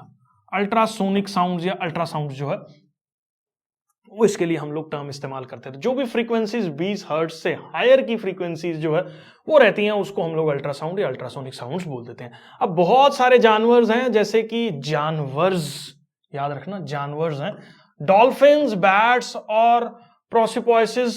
ये भैया क्या बोलते हैं इसको, देख लेना कैसा दिखता है। मेरे को लगता है ये ना वो है जिसके ऊपर ना वो कंडे से रहते हैं थोड़े थोड़े, बाकी मेरे को आइडिया नहीं है इसका, देखना पड़ेगा ये क्या है। इसको तुम लोग सर्च करके जो है वो देख सकते हो, या मैं भी इसकी फोटो जो है वो लगा ही देता हूँ यार। ये जानवर है जो इसको हम लोग ये क्या बोलते हैं, पोरपोइसिस, पोरपोइसिस बोल देते हैं, पोरपोइसिस। दफा है जो मर्जी बोलो यार, ठीक है। मोथ जो है वो बहुत सारी फैमिलीज के जो है वो इवन सेंसिटिव है, वेरी सेंसिटिव हियरिंग इक्विपमेंट्स। बहुत सारे जो मोथ कीड़े होते हैं वो भी इस तरह की साउंड्स को जो है वो प्रोड्यूस कर सकते हैं, इवन सुन भी सकते हैं। और ये मोथ जो है वो हाई फ्रीक्वेंसी साउंड्स बैट्स की सुन लेते हैं। डेंजर को जो है वो हम लोगों के पास पहले से ही जो है वो उनको पता लग जाता है कि बैट जो है, क्योंकि बैट जो अल्ट्रासाउंड प्रोड्यूस करता है, बैट जो है वो अपना प्रे को कैसे कैच करता है, ये एक बड़ा इंपॉर्टेंट फंडा है। मान लो ये कोई कीड़ा फ्लाई कर रहा और ये हम लोगों के पास जो है वो कोई बैट फ्लाई कर रहा है, बैट अल्ट्रासाउंड जो है वो प्रोड्यूस करेगा, यहां से टकराएगी और ये साउंड जो है वापस आएगी, ठीक है। इसके अंदर भी वही ट्रांसमीटर और रिसीवर वाला सिस्टम जो है वो लगा हुआ है उसके दिमाग के अंदर, और वो अंडरस्टैंड कर लेता है कि ये इतनी दूर है, जिससे वो दूरी का अंदाजा लगा लेता है जितनी देर में साउंड जो है वो उसकी वापस उस तक जो है वो पहुंच रही है। अब जिससे ये अंदाजा हो जाता है कि उसका प्रे कितनी दूर है, या वो जब बैट ने मान लीजिए ये प्रोड्यूस किया तो इसको पता लग गया कि बैट आने वाला है। अब ये क्योंकि ये इसको सुन सकता है बैट आने वाला है, ये अपनी सेफ लोकेशंस पे जो है वो पहुंच जाएगा। नेचर ने सबको हर तरह का डिजाइन जो है वो दिया है, ठीक है। इसलिए बैट को जो है वो क्या होना पड़ेगा, बहुत फास्ट चलना पड़ेगा, मूव करना पड़ेगा, ताकि इस मोथ के छुपने से पहले जो है वो उस तक पहुंच जाए। तो सिस्टम मैकेनिज्म्स जो है वो अल्ट्रासाउंड्स के काफी इंपॉर्टेंट जो है वो हम लोगों के पास रह रहे हैं। रैट्स भी जो है वो छोटी छोटी शैतानियां जो है वो अल्ट्रासाउंड को सुन के जो है वो करते हैं। बाकी टॉम एंड जेरी वाला हमारा जेरी सबका फेवरेट जो है वो इस तरह की हरकतें नहीं करता, कभी दिखाई दिया गया, क्योंकि शायद जो टॉम एंड जेरी बनाने वाला बंदा है उसको फिजिक्स में अल्ट्रासाउंड से ना क्लियर हो। लेकिन आप जो है वो समझ के इस तरह के कार्टून्स क्रिएट कर सकते हो, ठीक है। मैं जूम कर रहा हूं बेटा जी, ये भी क्लियर है। अब इसके बाद जो है वो हमारे पास बहुत सारी एप्लीकेशंस हैं जो कि अल्ट्रासाउंड्स की हम लोग जो है वो यूज करते हैं। अब देखो कई ऐसे पार्ट्स होते हैं जनरली क्लीन, अल्ट्रासाउंड जो है क्लीन करने का भी जो है वो मैकेनिज्म, जहां पे प्लेसेस पे हम लोग जो वो नहीं पहुंच सकते, कोई बहुत ऐसा इलेक्ट्रॉनिक इक्विपमेंट है या जहां तक हमारा ह्यूमन हैंड नहीं जा सकता, कोई ब्रश नहीं जो है वो पहुंच सकता, वहां पे अल्ट्रासाउंड्स को जो है वो इस्तेमाल किया जाता है एक क्लीनिंग सॉल्यूशन के तौर पे। और जो कि अल्ट्रासोनिक वेव्स जो है वो पास की जाती हैं हाई फ्रीक्वेंसीज की वजह से, डस्ट पार्टिकल्स, ग्रीस जो है वो डिटैच हो जाती है और ड्रॉप आउट जो है वो कर जाती है। मतलब साफ सफाई का काम जो है वो हम लोग अल्ट्रासाउंड से करवा सकते हैं। अब दूसरा इसका क्या एप्लीकेशन है हम लोगों के पास, अल्ट्रासाउंड से जो है वो हम लोग किसी भी मेटल के अंदर डिफेक्ट को या कोई क्रैक को जो है वो फाइंड आउट कर सकते हैं। मान लो मैंने अल्ट्रासाउंड जो प्रोड्यूस की, यहाँ पे ट्रांसमीटर था, ये रिसीवर लगा हुआ था, अल्ट्रासाउंड को आइडियली यहाँ से सीधा पास हो जाना चाहिए था, लेकिन अगर कोई बीच में एनॉमली आएगी या कुछ भी दिक्कत होगी तो हो सकता है साउंड यहां से टकरा के और वापस जो है वो हो जाए। तो जिससे हम लोग एस्टिमेशन लगा लेते हैं किसी भी कॉम्प्लेक्स मशीन के अंदर कि यार इस पर्टिकुलर जगह पे जो है वो कोई ना कोई प्रॉब्लम जो है वो अवेलेबल है, और ये काफी इनविजिबल लोकेशंस तक रीच आउट करके जो है वो हमारे डिफेक्ट को डिटेक्ट करने का काम जो है वो कर रहा है, ठीक है। तो ये देख लो, डिटेक्ट कर रहा है, फ्लॉज कर रहा है मेटल ब्लॉक्स के अंदर।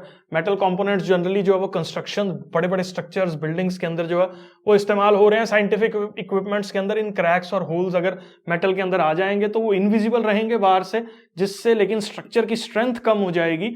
और मतलब ये कहानी जो है वो आप लोग लिख देना पेपर के अंदर। तो मेन ये है कि हम लोग अल्ट्रासाउंड उसके अंदर से पास करेंगे, हमारी अल्ट्रासाउंड जो है वो इस डिफेक्ट से टकरा के वापस जाएंगी, हम लोगों को एस्टिमेशन जो है वो हो जाएगा कि इतनी दूरी तक जो है ये वाला डिफेक्ट एग्जिस्ट कर रहा है, तो इसका मतलब ये पर्टिकुलर पार्ट के अंदर जो है वो प्रॉब्लम हो सकती है। तो मैं एज्यूम कर रहा हूं ये वाला पॉइंट भी आपको क्लियर है, ठीक है। और इसके बाद हम लोग देखते हैं और कौन सी एप्लीकेशन है।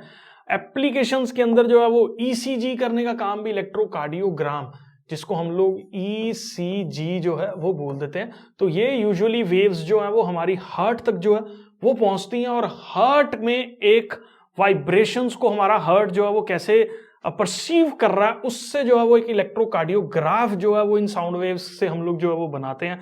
इवन अल्ट्रासाउंड जो है वो आजकल इतने ज्यादा फैंसी हो गए हुए हैं या इतने ज्यादा एडवांस्ड हो गए हुए हैं, तो वो हमारी इवन कलर्ड इमेजिंग भी जो है वो कर देते हैं। अल्ट्रासाउंड जैसे वो बच्चा कोई पेट में हो या उसको जो है वो देखना हो उसके सारे बॉडी पार्ट सही आ चुके हैं या टाइम टू टाइम पे जो है वो विजिबिलिटी कैसे हो रही है, तो इवन कलर्ड वाले अल्ट्रासाउंड्स भी आज की डेट में जो है वो अवेलेबल रहते हैं, जिससे साउंड वेव्स को जो है वो प्रोड्यूस करके हम बॉडी के अंदर वाले बहुत सारे पार्ट्स को जो है वो डिटेक्ट कर सकते हैं, स्टोन्स को डिटेक्ट कर सकते हैं। मेडिसिनल तो हद से ज्यादा इसका जो है वो इस्तेमाल हम लोगों के पास होता है। इवन 2-2 3-3 साल लोग जो है वो इसके ऊपर एमडी जो है वो करके पढ़ाई करते हैं, एक मास्टर्स की डिग्री या इवन पोस्ट मास्टर्स डिग्रीज जो है वो इन सब सर्टेन सब्जेक्ट्स के अंदर जो है वो रहती हैं, जो कि एक मेडिसिनल फील्ड में एक बहुत बड़ा योगदान जो है हमारे पास अल्ट्रासाउंड का है। तो अल्ट्रासाउंड स्कैनर मशीन्स जो है वो इमेजेस लेती हैं इंटरनल ऑर्गन्स की, डॉक्टर्स इसको बड़े अच्छे से जो है वो इस्तेमाल कर रहे हैं।